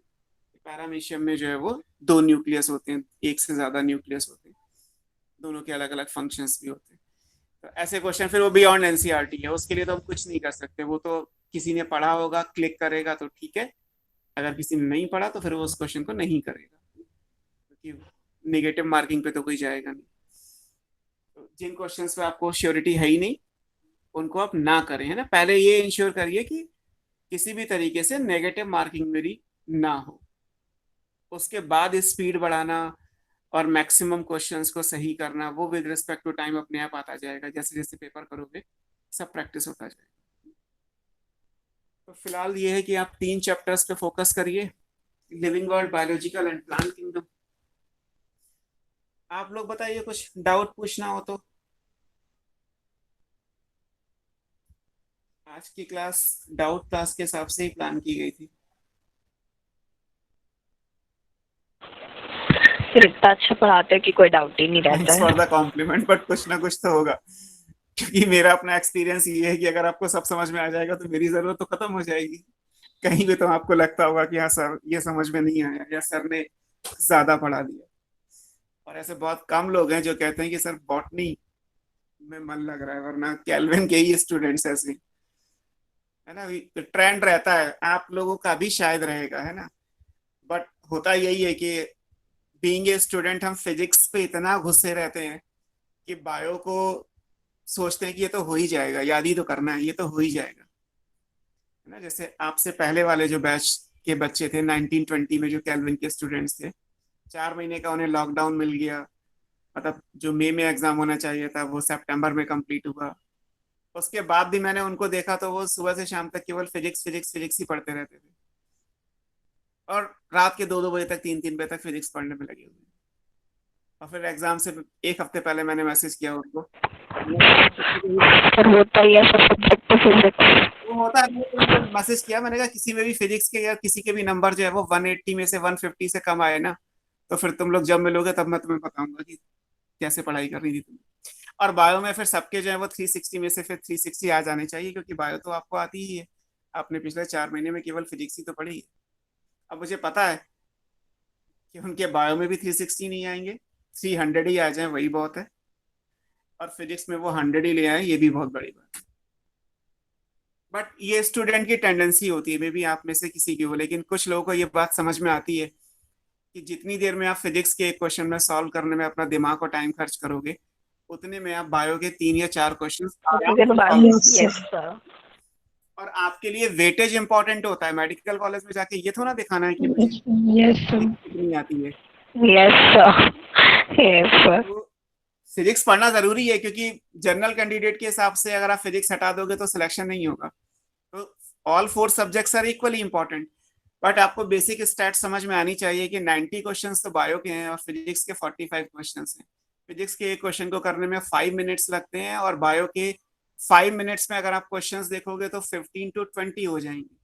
15 से 20 सेकंड टाइम नहीं लगता बायो के क्वेश्चन को करने में, अगर आपको आता है। नहीं आता तो नहीं आता, आता है तो आता है, उसमें कुछ करके तो देखना नहीं है। तो एक ये भी होता है कि हमें पेपर को सॉल्व किस तरीके से करना है, और फिर होता वही है कि लास्ट में आके सबको लगता है कि बायो तो हो ही जाएगी और वो कर लें, लेकिन वो हम हर वीक में टेस्ट देखते हैं। तो पहले आपके बायो में तो पूरे नंबर हों, फिर हालांकि मैं फिजिक्स केमिस्ट्री के लिए कुछ बोलूंगा नहीं क्योंकि वो तो बाकी टीचर्स बोलेंगे, लेकिन हर टीचर यही बोलेगा कि पहले बेटा बायो करो, उसके बाद फिजिक्स केमिस्ट्री पे जाना, फिर केमिस्ट्री पे जाना, फिर बायो पे जाना, अनटिल अनलेस आपको एक सब्जेक्ट इतना पसंद आ जाए। वो मेरी लाइफ में केवल एक ही स्टूडेंट ऐसा है जिसके 180 आउट ऑफ 180 इन फिजिक्स आए। 2018 का एक स्टूडेंट था और उसने सबसे पहले नीट में फिजिक्स ही की थी, अभी वो एम्स जोधपुर से एमबीबीएस कर रहा है। उसके 180 आउट ऑफ 180 थी फिजिक्स में, और उसने अटेम्प्ट भी पेपर में फिजिक्स ही पहले की थी क्योंकि फिजिक्स उसे रियली बहुत अच्छी थी और पसंद भी थी। तो बायो तो डॉक्टर बनना था इसलिए ले लिया, अदरवाइज वो फिजिक्स से पसंद था। और ना कभी ऐसा नहीं हुआ कि फिजिक्स में नंबर इतने आ जाएं जो बायो से ज्यादा हो जाए। तो इसलिए बायो पे आप फोकस करिए, फिजिक्स भी इंपॉर्टेंट है लेकिन बायो पे भी फोकस करना जरूरी है। और अगर कोई कैटेगरी का केस है तो आप कह सकते हो, मैं तो कह ही सकता हूँ कि फिजिक्स को अवॉइड करके भी आपके मार्क्स आ सकते हैं सिलेक्शन के लिए। तो ये भी स्टेट्स हैं, टाइम टू टाइम पे आपको इनका भी ध्यान रखना होगा। पढ़ाई भी जरूरी है और ये भी समझना जरूरी है। अल्टीमेट एम होना चाहिए मेडिकल कॉलेज में सिलेक्शन, नीट में क्वालिफाई होना और कॉलेज काउंसलिंग में लेना। जब ये हो जाएगा तब वर्क करिएगा कि मुझे अच्छा कॉलेज कैसे लेना है ना, क्योंकि पहले होता है कि आप अपना क्राइटेरिया फुलफिल करें। जब तक आप क्राइटेरिया फुलफिल नहीं कर रहे तब तक ये मत मुझसे कभी कहिए या किसी से भी कहिए मेरे हिसाब से कि यार मुझे तो एमएमसी ही जाना है। एमएमसी जाने के लिए आपको बहुत कुछ अचीव करना पड़ेगा। तो इट्स बेटर कि पहले आप वो अचीव कर लीजिए जिससे आपको इंडिया में मेडिकल कॉलेज मिल जाए। पहले 550 नंबर लाओगे तभी तो 650 पे पहुंचोगे, या सीधे 650 पे जाने का प्रोग्राम बना लिया। सीधे जाने का प्रोग्राम बना तो सकते हैं बट वो फिजिबल नहीं होता, आप करके देख लीजिए, होगा नहीं। आप एक एक क्वेश्चन को अपने मार्क्स को इम्प्रूव करोगे कि नंबर और कैसे बढ़ाए जाएं, और बढ़ाने में हमेशा पहले बायो आता है, फिर केमिस्ट्री आती है, लास्ट में फिजिक्स आती है। फिजिक्स का टीचर भी यही बोलेगा, ऐसा नहीं है कि मैं बायो का हूं तो इसलिए बोल रहा हूँ, फिजिक्स का टीचर भी यही बोलेगा। मेरे अपने मार्क्स जब आए थे तब भी हमारे टाइम पे सीपीएमटी होता था तो 50 क्वेश्चंस आते थे, तब 200 क्वेश्चंस हुआ करते थे। तो मेरे 50 में से 49 क्वेश्चंस बॉटनी में ठीक थे, 47 जूलॉजी में ठीक थे। तो मैंने 200 में से 169 क्वेश्चंस ठीक करके मेडिकल क्वालिफाई की। तब भी रूल यही था और तब से लेके आज तक 20 सालों में आज भी रूल यही है, पहले बायो फिर chemistry then physics, until unless कि आप फिजिक्स या केमिस्ट्री में एक्सेलेंट ना परफॉर्मेंस दें तब तक। चलो खैर ये तो डिस्कशन था हमारा, कुछ आपको अगर नहीं पूछना तो आगे पढ़ा देता हूँ, हालांकि क्लास आपके डाउट के हिसाब से ही होनी थी आज। अभी आधे घंटे बचा है, पढ़ा लीजिए। ठीक है, फिर एडवेंटिशियस रूट से स्टार्ट कर देते हैं, है ना। एडवेंटिश रूट तो खत्म हो ही जाएगा, मैं आपको एडवेंटिशियस से स्टार्ट कर देता हूँ। हमने टैप रूट सिस्टम में ये तो करा ही था, फ्लैशी रूट, मॉड्यूलेटेड और रेस्पिरेटरी, है ना, 3 हमने कंप्लीट कर लिए थे। मैं आपको एडवेंटिशियस रूट्स के मॉडिफिकेशंस करा देता हूँ।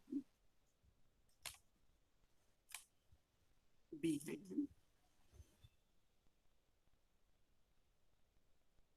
Adventitious roots.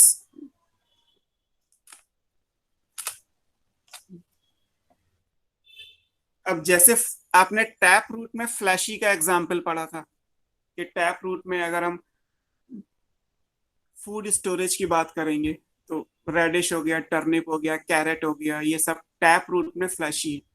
इसी तरीके से एडवेंटिशियस में भी फ्लैशी हो सकती है। अगर आप इसको इमेजिनरी देखोगे तो क्या होगा कि एक पॉइंट पे 4 to 5 6 रूट्स हैं और वो सब स्वेल कर गई क्योंकि उनमें फूड स्टोरेज हो रहा है, तो उस टाइप का अपीयरेंस आएगा। तो सेम कैटेगरी, मतलब हमने इस तरीके से लिखा था कि ये भी फ्लैशी है या स्टोरेज है।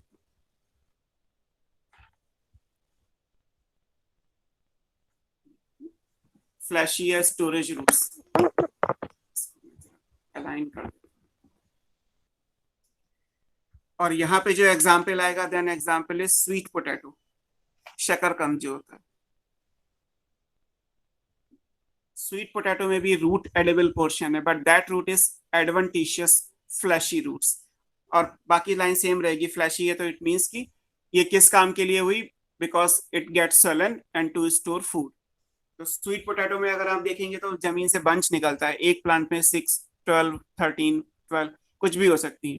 बट अगर रेडिश है या कैरेट है या टर्निप है तो 1 plant to 1 का रेशियो आएगा। तो क्योंकि वहाँ टैप रूट में प्राइमरी रूट स्वेल कर गई फॉर फूड स्टोरेज, यहाँ पे एडवेंटिशियस रूट स्वेल कर गई फॉर स्टोरेज। अब इतना ही चेंज आता है कि एनसीईआरटी में लिखा है कि फ्लैशी रूट्स के एग्जाम्पल में लिखा है कि radish, turnip, carrot, sweet potato. But जब एग्जाम में आता है तो इनमें से टैप रूट जो फ्लैशी है या इनमें से एडवेंटिशियस रूट्स जो फ्लैशी है, तो आपको अलग अलग करके पढ़ाया जाएगा तो आंसर होगा।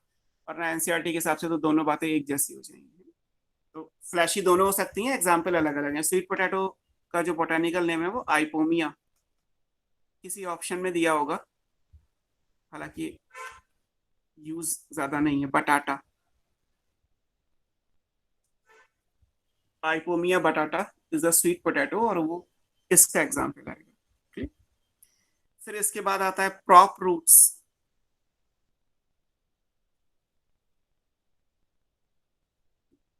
फ्लैशी या स्टोरेज, एंड देन आएगा प्रॉप रूट्स। प्रॉप रूट्स में यूनिक ये है कि प्रॉप्स का मतलब होता है विद द हेल्प ऑफ, मतलब सपोर्ट प्रोवाइड करना। लेकिन सपोर्ट अलग अलग तरीके से हो सकता है। अगर हम प्रॉप रूट्स को देखेंगे, जैसे एग्जांपल बैनियन ट्री, तो मैंने आपको बताया था कि बैनियन ट्री में देयर आर फ्यू ब्रांचेस। जैसे बैनियन ट्री है तो ब्रांच ट्री है, ब्रांचेस बनेंगी। तो कुछ तो ब्रांचेस ऐसी होती हैं जो इन पे लीव्स आती हैं, है ना, वो प्लांट को एरियल बनाती हैं, जितनी लीव्स ऊपर जाएंगी उतनी लाइट को कैप्चर करके फोटोसिंथेसिस करेंगी। But there are few branches जो वर्टिकली हैंग करती हैं, जो नीचे की तरफ आती हैं। जब वो नीचे की तरफ आएंगी तो जब तक वो सॉइल के लेवल पे, जैसे ये ट्री है, ये बैनियन ट्री हो गया, तो यहाँ जितनी भी ब्रांचेस हैं दीज आर एरियल ब्रांचेस। अब क्योंकि बैनियन ट्री की कैनोपी, मतलब जितना वो एरिया कवर करता है, छाया जितनी भी आती है वो बहुत बड़ी है, तो इस कैनोपी को सपोर्ट करने के लिए क्या होगा कि कुछ ब्रांचेस ऐसी होंगी जो वर्टिकली हैंग करती हैं इस तरीके से। जब तक वो हैंग कर रही हैं तब तक वो हैंगिंग ब्रांचेस ही कहलाएंगी। These are the part of the stem. जैसे ही ये ब्रांच सॉइल के लेवल को टच करती है, और क्योंकि ये ब्रांच है, स्टेम का पार्ट है, तो आगे आप स्टेम में पढ़ेंगे कि स्टेम का कैरेक्टरिस्टिक होता है कि उसमें नोड और इंटरनोड होते हैं। तो जैसे ही कोई नोड सॉइल के कांटेक्ट में आएगा, इस नोड से नीचे रूट्स डेवलप हो जाएंगी, और जब रूट्स डेवलप हो जाएंगी तो इस ब्रांच को न्यूट्रिशन अलग से मिलेगा, अदरवाइज इसको न्यूट्रिशन यहाँ से मिल रहा होता। जब यहाँ से मिल रहा था तो ये वीक थी, जब इसको इंडिपेंडेंट न्यूट्रिशन मिलेगा तो ये स्ट्रेंथ के हिसाब से थिकनेस में ग्रो करती जाएगी। तो जब तक ये हैंग कर रही है तब तक ब्रांचेस हैं, जैसे वो सॉइल के लेवल पे आती हैं उनमें नीचे रूट सिस्टम डेवलप हो जाता है, और फिर इनकी थिकनेस बढ़ती जाती है विद रिस्पेक्ट टू टाइम, और ये इस पूरी कैनोपी को सपोर्ट प्रोवाइड करती है, मैकेनिकल सपोर्ट। तो बैनियन ट्री को मैकेनिकल सपोर्ट प्रोवाइड करने के लिए जो वर्टिकली एरियल हैंगिंग ब्रांचेस हैं, जब वो सॉइल के कांटेक्ट में आती हैं तो रूट्स को डेवलप करती हैं। These roots are called prop roots. इन्हीं को हम क्या बोलते हैं, प्रॉप रूट्स बोलते हैं, है ना। तो प्रॉप रूट्स का मतलब क्या है, ये किस काम के लिए है? These are vertically hanging, hang कर रही हैं, vertically hanging aerial branches. Branch लिखा है तो इट मींस कि स्टेम का ही पार्ट होता है ना, ब्रांचेस कहीं और तो होती नहीं, ब्रांचिंग ऑलवेज स्टेम में होती है। रूट्स की ब्रांचेस नहीं होती। रूट्स में जो आप प्राइमरी के बाद सेकेंडरी या टर्शियरी बनाते हैं, those are not considered as branches of root, है ना। टेक्निकली बॉटनी के हिसाब से वो चीज गलत है। बॉटनी में रूट्स में ब्रांचेस नहीं होती, branches are the characteristic part of stem only.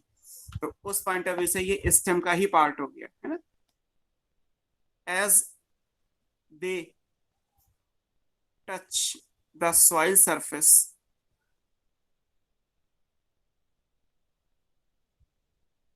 Adventitious short में लिखा है, roots arise from the nodes. Called, इन्हीं को आप बोलते हैं प्रॉप रूट्स। इनको क्या बोला जाता है? इन्हीं को आप प्रॉप रूट्स बोलते हैं। इनका फंक्शन क्या है? इनका फंक्शन है they provide mechanical support.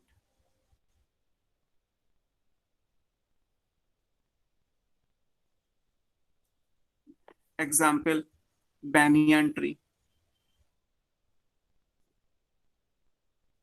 Banyan tree is Ficus bengalensis genus species. Ficus bengalensis is the banyan tree. तो banyan tree में prop roots है ना, और ये याद रखिएगा कि ये मैकेनिकल सपोर्ट प्रोवाइड कर रही है। इसके बाद अभी हम जो थर्ड पढ़ेंगे वो भी मैकेनिकल सपोर्ट प्रोवाइड करेगा, बट दोनों का ओरिजिन अलग अलग है। यहाँ जो ओरिजिन है वो है वर्टिकली हैंगिंग एरियल ब्रांचेस, और इसके बाद जो ओरिजिन है वहां कुछ और आएगा, ये लाइन नहीं है ना।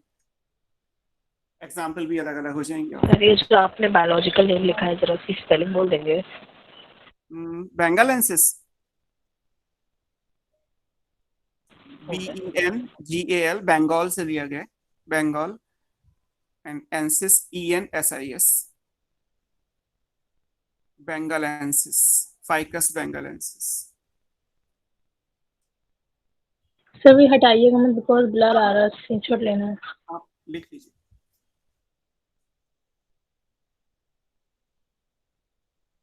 हो गया। नाउ थर्ड जो एनसीईआरटी में है that is stilt root, STILT, stilt root. Stilt root क्या होती हैं पहले मैं आपको समझा देता हूं, बाद में लिख लीजिएगा। देखिए स्टिल्ट रूट का मतलब क्या है कि जैसे ये सॉइल का लेवल है, अगर आप ग्रासेस को देखेंगे तो ग्रासेस यूजुअली ट्रेलर होती हैं। ट्रेल करने का मतलब है वो सॉइल की सरफेस पे चारों डायरेक्शन में स्प्रेड कर जाती है ना। रनर जैसे हम आगे स्टेम में पढ़ेंगे, ग्रासेस का जो स्टेम होता है वो रनर कहलाता है, वो रन करती है बिकॉज वो अगर आप यहाँ लगाएंगे तो हर डायरेक्शन में ग्रास ग्रो कर जाएगी। ग्रासेस की हाइट नहीं होती है ना, ग्रासेस ऊंचाई में ग्रो नहीं करती। जैसे लॉन में ग्रास लगी है, पार्क में लगी है, तो वो ट्रेल करती हैं, बेल के जैसी ग्रो करती हैं, वीक होती हैं, इसलिए वो सीधी खड़ी नहीं हो सकती। But there are few grasses जो सीधी खड़ी होती हैं, जैसे मेज है या शुगर केन है। मेज और शुगर केन भी ग्रास फैमिली में ही आता है, तो उनको भी हम ग्रासेस बोलते हैं।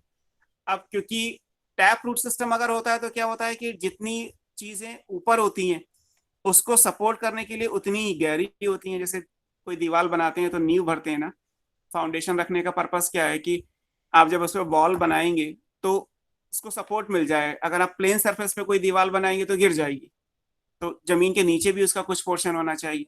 तो टैप रूट का काम यही था कि एंकरेज प्रोवाइड कर रहा था, क्यों? क्योंकि वो नीचे भी है और फिर जितनी ब्रांचेस निकलेंगी तो उतनी मिट्टी को होल्ड करके रखेगी, तो उसके ऊपर आराम से ट्री या स्टेम ग्रो कर सकता है। एडवेंटिशियस रूट्स में क्योंकि नीचे फाइबर की जैसी रूट्स हैं तो इसलिए उनकी हाइट ज्यादा नहीं हो सकती, और अगर हाइट ज्यादा है तो डेफिनेटली नेचर ने कुछ और भी दिया होगा जो इस चीज को हेल्प करेगा।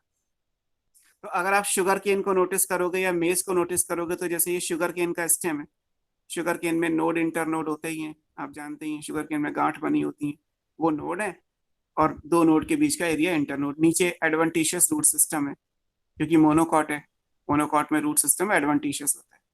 अब अगर शुगर केन की लेंथ बढ़ेगी या मेज के प्लांट की लेंथ बढ़ेगी तो होगा क्या कि जो लोअर नोड है स्टेम के, इनसे कुछ डायगोनल ब्रांच निकलती हैं तिरछी। जैसे प्रॉप रूट्स में वर्टिकली हैंगिंग ब्रांचेस हैं, ये कैसी हैं? ये डायगोनल है, तिरछी ग्रो कर रही है। और जैसे ये ब्रांचेस हैं तो ब्रांचेस ये वीक है तो कहीं ना कहीं सॉइल के कांटेक्ट में आएंगी। तो जब ये सॉइल के कांटेक्ट में आएंगी तो फिर यहाँ से रूट सिस्टम डेवलप हो जाएगा, और इस तरीके से प्लांट फिर अपने आप को मिट्टी में रोक पाता है। अगर शुगर केन की फील्ड या मेज की फील्ड को विजिट किया हो आपने तो यहाँ से कट करते हैं, कभी भी यहाँ से कट नहीं करते। यहाँ से कट कर दोगे तो ये रूट्स डैमेज हो जाएंगी। और शुगर केन एक बार लगाया जाता है खेत में और 3 बार काटा जाता है कम से कम, 1 साल लगा दो, फिर आप 3 साल तक उसकी कटाई करते रहो, ऊपर से शुगर केन काटते जाएंगे और नया बनता चला जाएगा इस तरीके से। तो ये जो लिखी हुई है, these are diagonal branches from nodes. इन्हीं डायगोनल ब्रांचेस को आप स्टिल्ट रूट कहते हो। रूट वर्ड तभी आएगा जब ये सॉइल के कांटेक्ट में आने के बाद रूट डेवलप करेंगे। जैसे प्रॉप के साथ भी था कि प्रॉप में वो वर्टिकली हैंगिंग ब्रांचेस थी, बट जब वो नीचे आएंगी तो फिर हम उनको प्रॉप रूट्स बोलेंगे। ऐसे यहाँ भी ये डायगोनल ब्रांच है, पर जब ये नीचे टच करेगी तो फिर नोड से जो है वो ब्रांचेस निकलेंगी, रूट्स बनना शुरू होंगी, एडवेंटिशियस रूट्स, और फिर ये सपोर्ट प्रोवाइड करेंगे, है ना। जैसे कभी और भी देखा हो कि अगर प्लेन सरफेस से मान लीजिए कोई पिलर लगाना है तो हम एंगल बांध देते हैं यहाँ से, ताकि ये पिलर हिले ना, वरना हवा भी चलेगी तो ये हिलेगा। तो बेसिकली सेम सिचुएशन नेचर ने भी दे रखा है कि हमने ये पिलर्स लगा दिए in the form of diagonal branches. ये तिरछी ही अराइज होती है, एक या दो से ही होती हैं, मतलब सबसे नहीं अराइज होती। नीचे का जो लोअर नोड होगा या उससे ऊपर होगा, यूजुअली वहीं से होता है। तो स्प्लिट रूट का मतलब क्या है, वो डायगोनल ब्रांचेस हैं, वो तो मैंने लिख ही दिया। ये भी किस चीज के लिए, फॉर मैकेनिकल सपोर्ट।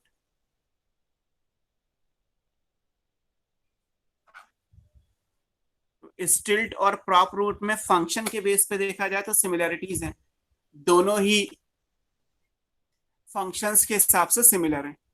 लेकिन अगर हम ओरिजिन के हिसाब से देखें तो नोड से निकलने वाली ब्रांचेस ये भी हैं और नोड से निकलने वाली ब्रांचेस ये भी हैं, बट ये वर्टिकली हैंग करती हैं और ये डायगोनली ग्रो करती हैं। बस यही डिफरेंस दोनों में आएगा, है ना। एग्जाम्पल क्या आएगा, मेज एंड शुगर केन।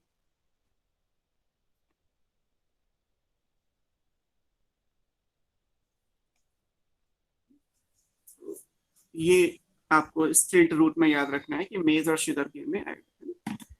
अब जैसे यहां से भी क्वेश्चन, एक पुराना क्वेश्चन है, मुझे याद आ गया। इवोल्यूशन वाला जो चैप्टर है उसमें आप होमोलॉगस और एनालॉगस पढ़ते हो। होमोलॉगस ऑर्गन, एनालॉगस ऑर्गन, है ना। होमोलॉगी एनालॉगी आपको पढ़ाया जाता है। होमोलॉगस, लॉगस मतलब ओरिजिन, होमो मतलब सिमिलर।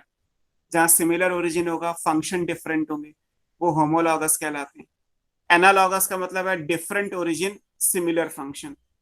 अब जैसे यहां देखा जाए कि अगर कहा जाए कि प्रॉप रूट्स और स्टिल्ट रूट ये एक दूसरे के लिए होमोलॉगस है या एनालॉगस है, बताओ।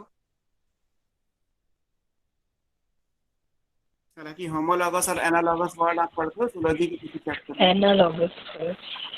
एनालॉगस एनालॉगस है ना, फंक्शन तो दोनों का सेम है, लिखी है मैकेनिकल सपोर्ट, बट ओरिजिन में इतना तो कॉमन है कि दोनों ब्रांचेस हैं, दोनों नोड से, ब्रांचेस हमेशा नोड से ही अराइज होती हैं, तो उसमें तो कोई कंफ्यूजन आएगा ही नहीं।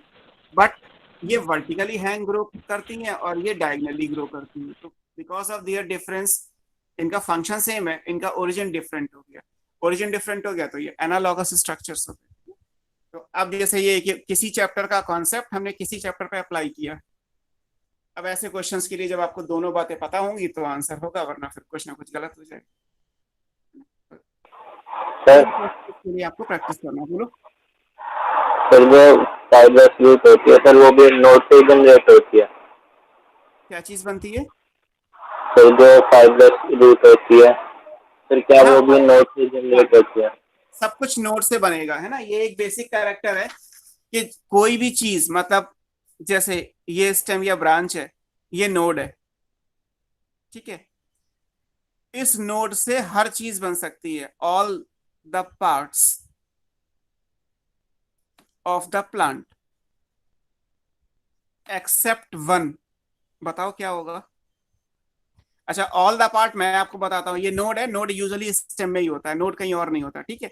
इस नोड से क्या बन सकता है, इस नोड से स्टेम बन सकता है, इस नोड से लीफ बन सकती है, इसी नोड से आगे जाके फ्लावर बन सकता है, इसी नोड से नीचे एडवेंटिशियस रूट्स बन सकती है।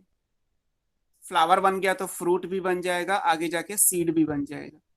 तो नोड से सारी चीजें प्लांट में जो बनती हैं वो बन सकती है, एक को छोड़ के। किस एक को छोड़ के? अगर कोई क्वेश्चन होता which of the following parts never derive from the node, तो बिना ऑप्शन के आंसर बताओ सोच के।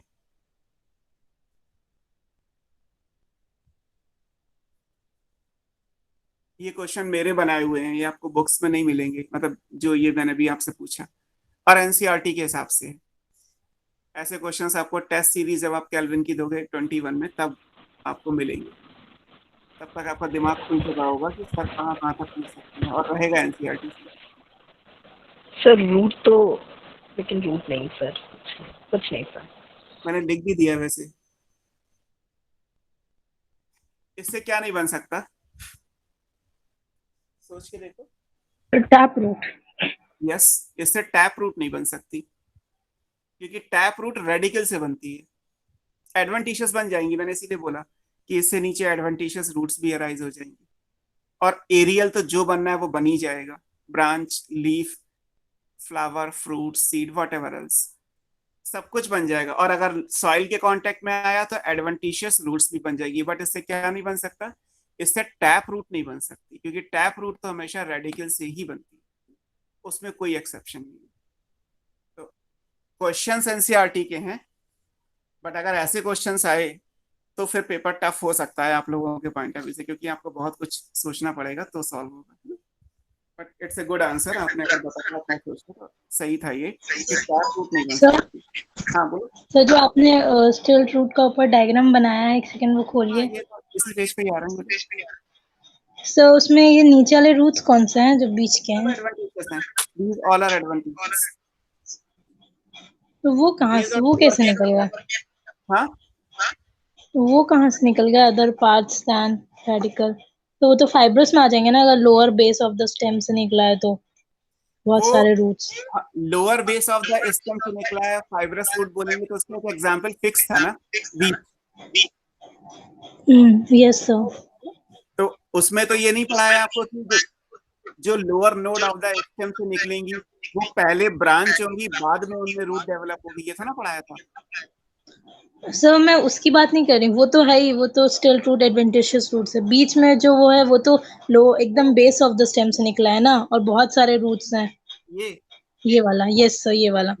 ये तो जब ये छोटा सा होगा तब था, तो इतना सपोर्ट कर सकता था। जैसे जैसे शुगर केन या मेज के स्टेम की हाइट बढ़ेगी वैसे वैसे ये ग्रो करेंगी। अच्छा। जैसे अगर ये प्लेन सरफेस है, इस पे अगर मुझे पेन को मान लीजिए खड़ा करना है तो मुझे थोड़ा ना कोई एंगल लगाने की जरूरत है, मैं कोशिश करूंगा तो खड़ा हो जाएगा। बट अगर इस पेन की जगह मान लीजिए 1 मीटर लंबा कोई स्ट्रॉ होता तो खड़ा होगा नहीं होगा, फिर मुझे क्या करना पड़ेगा, यहाँ पे 4 गांठ लगा के इसके एंगल बांधने पड़ेंगे यहाँ पे, तो खड़ा हो जाएगा।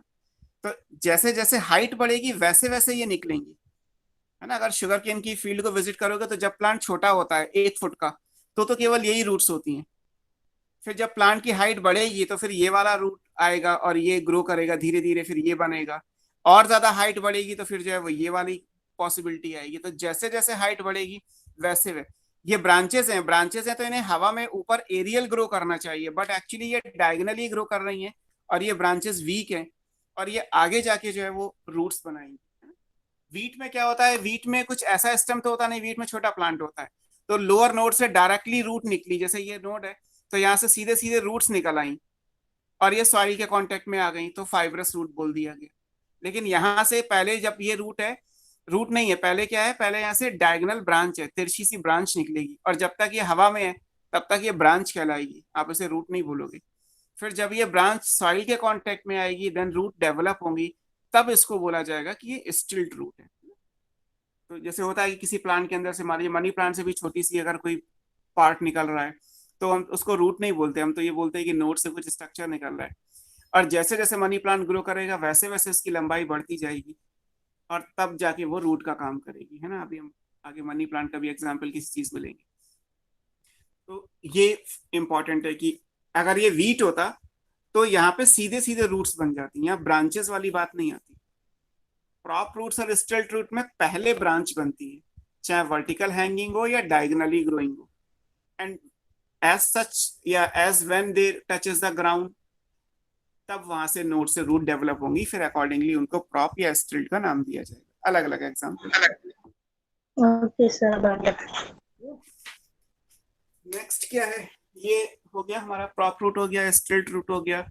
नेक्स्ट हमारे पास मनी प्लांट का एग्जाम्पल ले लीजिए, वो क्लाइंबिंग रूट कहलाती है।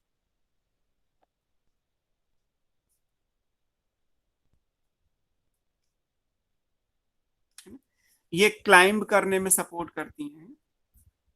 Provide support, not mechanical support, है ना, मैकेनिकल वर्ड डिफरेंट है। मैकेनिकल वर्ड स्ट्रेंथ की वजह से आता है, क्योंकि मनी प्लांट के पौधे को तो सीधा रखना ही नहीं होता।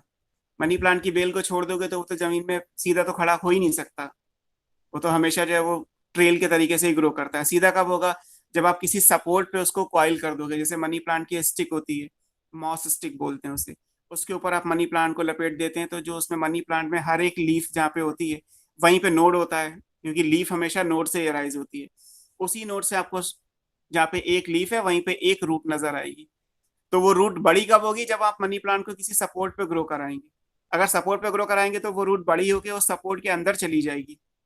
उसका काम ये नहीं कि वो वाटर या न्यूट्रिएंट को एब्जॉर्ब करे, उसका काम ये कि प्लांट को यहाँ पे रोक दिया गया, बांध दिया, तो एक दो लीफ और आगे बढ़ जाएंगी। जैसे ही वो मनी प्लांट की बेल बढ़ेगी वो फिर नीचे झुकेगी, तो फिर उसकी जो रूट्स हैं वो आपने जाके किसी सपोर्ट के पास कस के बांध दिया, तो रूट जो है वो सपोर्ट के अंदर चली गई और फिर मनी प्लांट थोड़ा सा ग्रो कर गया।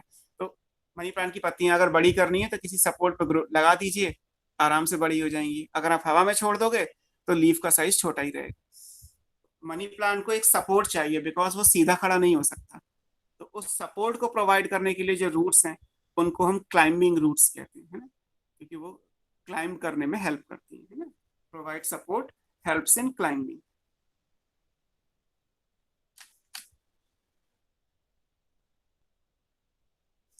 एग्जाम्पल में मनी प्लांट, मनी प्लांट को पोथॉस कहते हैं, जीनस, स्पीशीज तो अलग अलग है। मनी प्लांट ही याद कर सकते हैं, पोथॉस कहलाता है। सर इससे पहले वाला पेज का लास्ट लाइन दिखा दीजिए। स्ट्रेट रूट में, हाँ सर।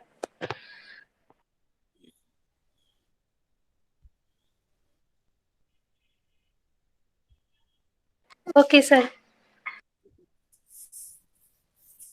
ये पोथास हो गया। फिर इसके बाद आएगा फोटोसिंथेटिक रूट।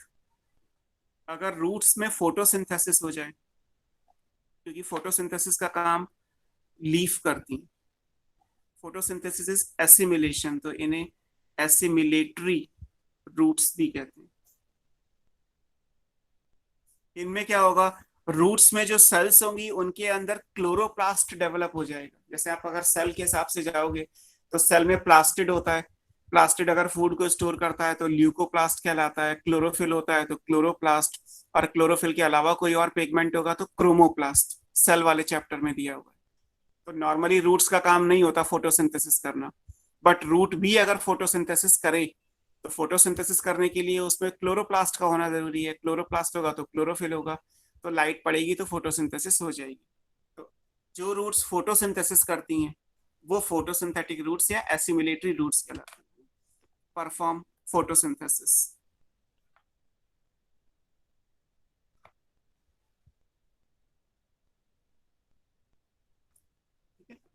ये फोटोसिंथेसिस परफॉर्म करेंगी तो इसलिए फोटोसिंथेटिक या एसिमिलेशन का नाम दे दिया। एग्जाम्पल में क्या आएगा, एक प्लांट है टीनोस्पोरा। कोई जानता है टीनोस्पोरा को? सुना है। क्या कहते हैं, टीनोस्पोरा कॉर्डिफोलिया स्पीशीज है। स्पीशीज की जरूरत नहीं है, आप टीनोस्पोरा याद कर सकते हैं। इसे गिलोय कहते हैं। गिलोय जानते हैं? ये सही काढ़ा हाँ होता है ये तो। आजकल तो है ही, बट अदरवाइज पतंजलि ने सबसे ज्यादा तो गिलोय को ही बेचा ना, गिलोय का जूस। गिलोय का तो अब प्लांट भी बिकने लगा है, मतलब जो प्लांट को बेचने वाले सुबह आते हैं कॉलोनी में, यमुनानगर में मैं रहता हूँ, तो उनके पास भी गिलोय का मिल जाता है। बेल के जैसा होता है, इसकी रूट्स फोटोसिंथेसिस कर सकती हैं और इसकी रूट्स और स्टेम के एक्सट्रैक्ट को ही हम कंज्यूम, मेडिसिनल प्लांट है, मेडिसिनल यूज का है, तो गिलोय कहते हैं इसको। टीनोस्पोरा की रूट फोटोसिंथेटिक है। और दूसरा प्लांट है कल्पा। हाँ बोलो। सर रूट तो सोइल के अंदर चली जाएगी तो लाइट कैसे एब्जॉर्ब करेगी? क्या होगा, फिर से बोलो, आपकी आवाज थोड़ा सा स्पीकर के हिसाब से वैसी होती है, बोलो। सर रूट तो सोइल के अंदर चली जाएगी तो लाइट कैसे एब्जॉर्ब करेगी फोटोसिंथेसिस के लिए? रूट्स जमीन के नीचे जाती हैं, लेकिन उतनी जितनी आप जमीन में लगाएंगे। बेल जो भी होती है ना, उनमें स्ट्रक्चर हवा में भी बहुत सारे होते हैं, है ना। जैसे मनी प्लांट की भी बेल है, उसमें भी तो रूट्स बाहर ही है ना। मनी प्लांट की मिट्टी के अंदर कहाँ होती है? ठीक है। और अभी और भी पढ़ोगे, अभी तो मैंने एक दो पढ़ाई है। और फोटोसिंथेसिस के लिए क्या है कि लाइट पेनिट्रेट करनी चाहिए। मान लीजिए कोई एक्वेटिक प्लांट है, जैसे ये लिखा है ट्रापा, किसका नाम है? सिंघाड़े का। सिंघाड़ा जानते हैं? वाटर चेस्टनट कहते हैं इसे। सिंघाड़ा जानते हैं? आ रहा है मार्केट में, आने लगा है। सर लेकिन अभी तक ये नहीं पता था वाटर चेस्ट होता है। अच्छा, यस सर। सिंघाड़ा अपने हिसाब से लिख लीजिए। मैं लिखूंगा तो शायद वो भी SINGHARA लिखूंगा, आदत हो गई लिखने की। तो आप सिंघाड़ा लिख सकते हैं ना। तो सिंघाड़ा, ये तो जानते ही हैं, सिंघाड़ा तालाब में होता है। अब तालाब में होगा तो रूट्स, मान लीजिए मिट्टी की, आपने मिट्टी पूछा तो मैंने मिट्टी की जगह पानी ले लिया, कितना डिफरेंस है। तो होता क्या है, लाइट की पेनिट्रेशन पावर होती है, आप फिजिक्स में पढ़ते ही हैं। तो सिंगाड़ी की रूट्स भी जमीन के नीचे ही हो गई, मतलब पानी के अंदर है तो जमीन के नीचे ही तो हो गई, फिर भी वहां लाइट पहुंच रही है। तो लाइट पहुंचना इंपॉर्टेंट होता है। जैसे एल्गी में पढ़ाया था आपको, ब्राउन एल्गी ग्रेट डेप्थ पे होती हैं, रेड एल्गी भी डेप्थ पे होती हैं। तो वहां भी लाइट तो पेनिट्रेट करके जाती ही है ना। तो जहां पे लाइट पेनिट्रेट करके जा सकती है वहां फोटोसिंथेसिस हो सकती है। हवा में भी हो सकती है रूट्स, बट जमीन के नीचे भी अगर है तो भी लाइट पेनिट्रेट करनी चाहिए। लाइट पेनिट्रेट करके इतनी पहुंचनी चाहिए जितने में फोटोसिंथेसिस हो जाए। जब आप फोटोसिंथेसिस वाला चैप्टर पढ़ोगे तो उसमें ये बात आएगी कि इफेक्टिव लाइट पेनिट्रेशन, ये एक वर्ड यूज किया जाएगा। इफेक्टिव लाइट पेनिट्रेशन का मतलब है कि लाइट की इंटेंसिटी इतनी हो कि वो इफेक्टिवली पेनिट्रेट करके जमीन के नीचे या पानी के नीचे पहुंच जाए और वहां पे जो प्लांट पार्ट है वो फोटोसिंथेसिस कर सके। अगर इंटेंसिटी कम हो गई तो लाइट तो पहुंच रही है, लेकिन क्योंकि मिनिमम इंटेंसिटी जो प्लांट को फोटोसिंथेसिस करने के लिए चाहिए वो नहीं मिल रही, तो फोटोसिंथेसिस नहीं होगी, है ना। तो इस तरीके से आपको समझना है कि ये दोनों ऐसे हैं जिनकी रूट्स फोटोसिंथेसिस कर सकती है। गिलोय में रूट्स बाहर होती हैं, ट्रापा में पानी के अंदर होती हैं, और इन दोनों की रूट्स फोटोसिंथेटिक रूट्स या एसिमुलेटरी रूट्स कहलाती हैं। ट्रापा सिंघाड़े को कहते हैं और टीनोस्पोरा गिलोय को, दोनों के मैंने नाम लिख दिया, ये याद रखिए। पैरासिटिक रूट्स हो सकती हैं।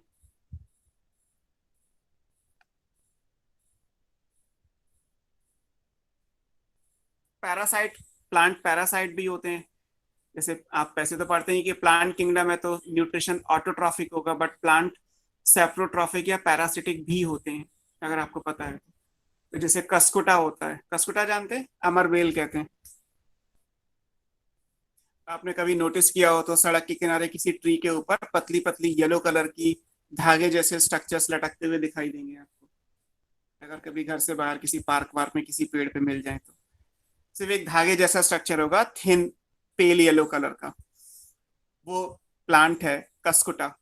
उसकी जो रूट्स होती हैं वो जो मेन ट्री होगा उसके स्टेम या ब्रांचेस के अंदर धंस जाती हैं, सो दैट कि वो उस ट्री यानी होस्ट से न्यूट्रिशन विड्रॉ कर सके। क्योंकि पैरासाइट है तो न्यूट्रिशन होस्ट की बॉडी से लेगा, होस्ट की बॉडी भी प्लांट है, तो प्लांट से न्यूट्रिशन लेने के लिए उसकी रूट्स प्लांट के अंदर चली जाती हैं, स्टेम के अंदर धंस जाती हैं, और फिर वहां से वो न्यूट्रिशन डायरेक्टली सक करता रहता है और ग्रो करता रहता है। तो पैरासिटिक रूट्स का मतलब क्या है? विच एब्जॉर्ब न्यूट्रिशन, बना बनाया, from the host body. Example में कसकुटा इंपॉर्टेंट है, याद रखिएगा, है ना। इसको हिंदी में तो अमरबेल कहते हैं, जैसे लिख लीजिए आप अमरबेल। इसीलिए कभी मरता नहीं है, किसी पे भी वो थिन फिलामेंट ग्रो कर जाएगा, वहीं से न्यूट्रिशन लेता रहेगा। कसकुटा में पैरासिटिक रूट्स हो गई। ऐसे फिर आता है हैंगिंग, हवा में हैंग करने वाली, इनको एरियल या एपीफिटिक, एपीफाइट्स में होती हैं, तो एपीफिटिक रूट्स कहते हैं।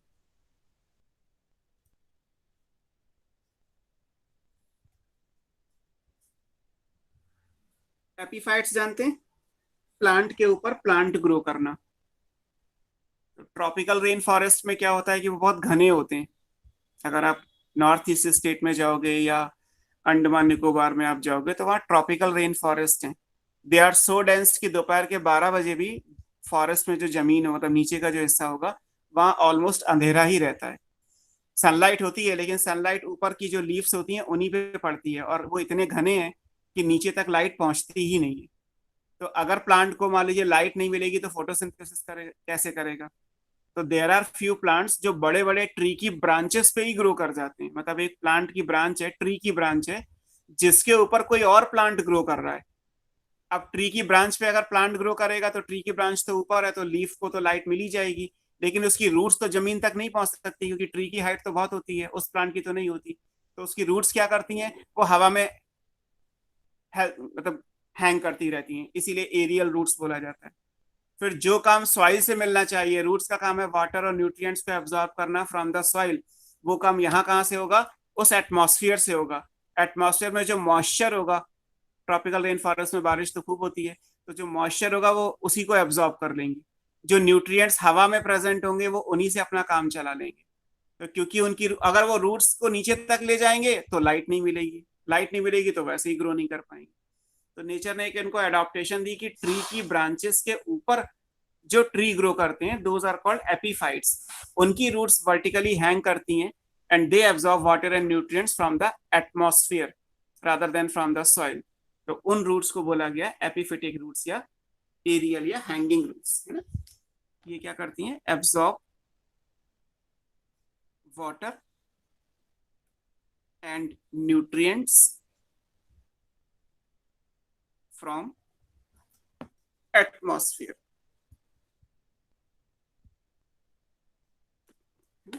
एग्जाम्पल में जो हैबिटेट का टर्म है वो एपीफाइट है। एपीफाइट 12th की एनसीईआरटी में दिया हुआ है, याद है किसी को? कौन सा इंटरेक्शन है ऑर्गेनिज्म एंड पॉपुलेशन में, जहाँ पे पॉपुलेशन इंटरेक्शन आप पढ़ते हैं? Parasitism, predation, competition, amensalism, commensalism, symbiosis, ये सब, उनमें आपको ये एपीफाइट मिल जाएगा। एपीफाइट में जैसे ऑर्किड्स होते हैं वो, है ना, उनकी रूट्स हवा में हैंग करती हैं और वो हवा में जो न्यूट्रिशन है उसी को एब्जॉर्ब करके अपना काम करती है।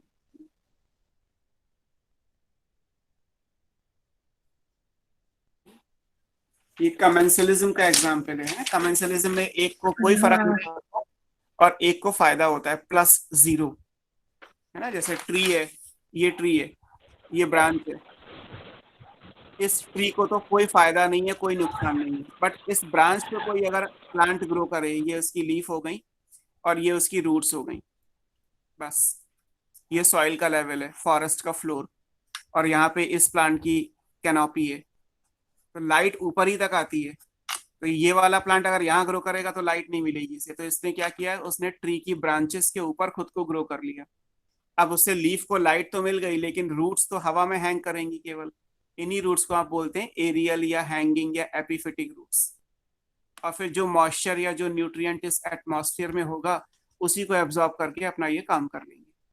तो ट्रॉपिकल रेन फॉरेस्ट के अंदर एपीफाइट्स कॉमन है। Orchid is a kind of epiphyte. Epiphyte ecology का टर्म है, प्लांट के ऊपर प्लांट, एपी मतलब अबव, फाइट मतलब प्लांट, तो एपीफाइट कहलाता है। एग्जाम्पल एक्चुअली ऑर्किड आएगा, है ना।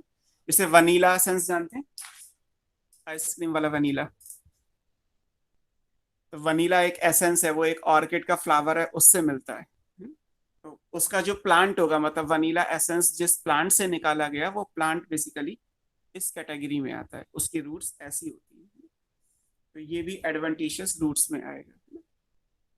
इसके अलावा भी कुछ और है, अगली क्लास में देख लेंगे क्योंकि हमें ज़्यादा भी जाना नहीं है। हम पहले वो सिलेबस पूरा करेंगे, सिलेबस तो हो ही चुका है, आपका फेस टेस्ट हो जाएगा नेक्स्ट वीक में, उसके बाद फिर हम इसके आगे से स्टार्ट करेंगे इसे। सर मंडे को जो आएगा क्या आएगा? शायद मंडे को आपका पहले वीकली टेस्ट है, फिर वेडनेसडे को फेस हाँ टेस्ट। सर वही, मतलब वीकली टेस्ट में क्या आएगा? आएगा तो मंडे को तो यही मैं मॉर्फोलॉजी में जितना रूट हो गया है उसी से आपको कुछ दे दूंगा। Okay sir. और जो आपका फेस टेस्ट आएगा वो तो तीनों चैप्टर का आएगा, plant kingdom, biological and living world. ठीक है, थैंक यू सर। ओके, करिए प्रैक्टिस।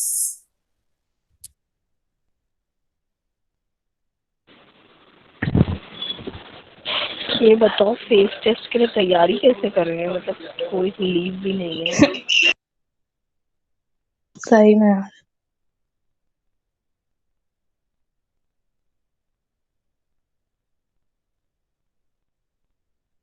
प्रकृति इतनी एक्साइटेड है। सही में। चलो बाहर आता है।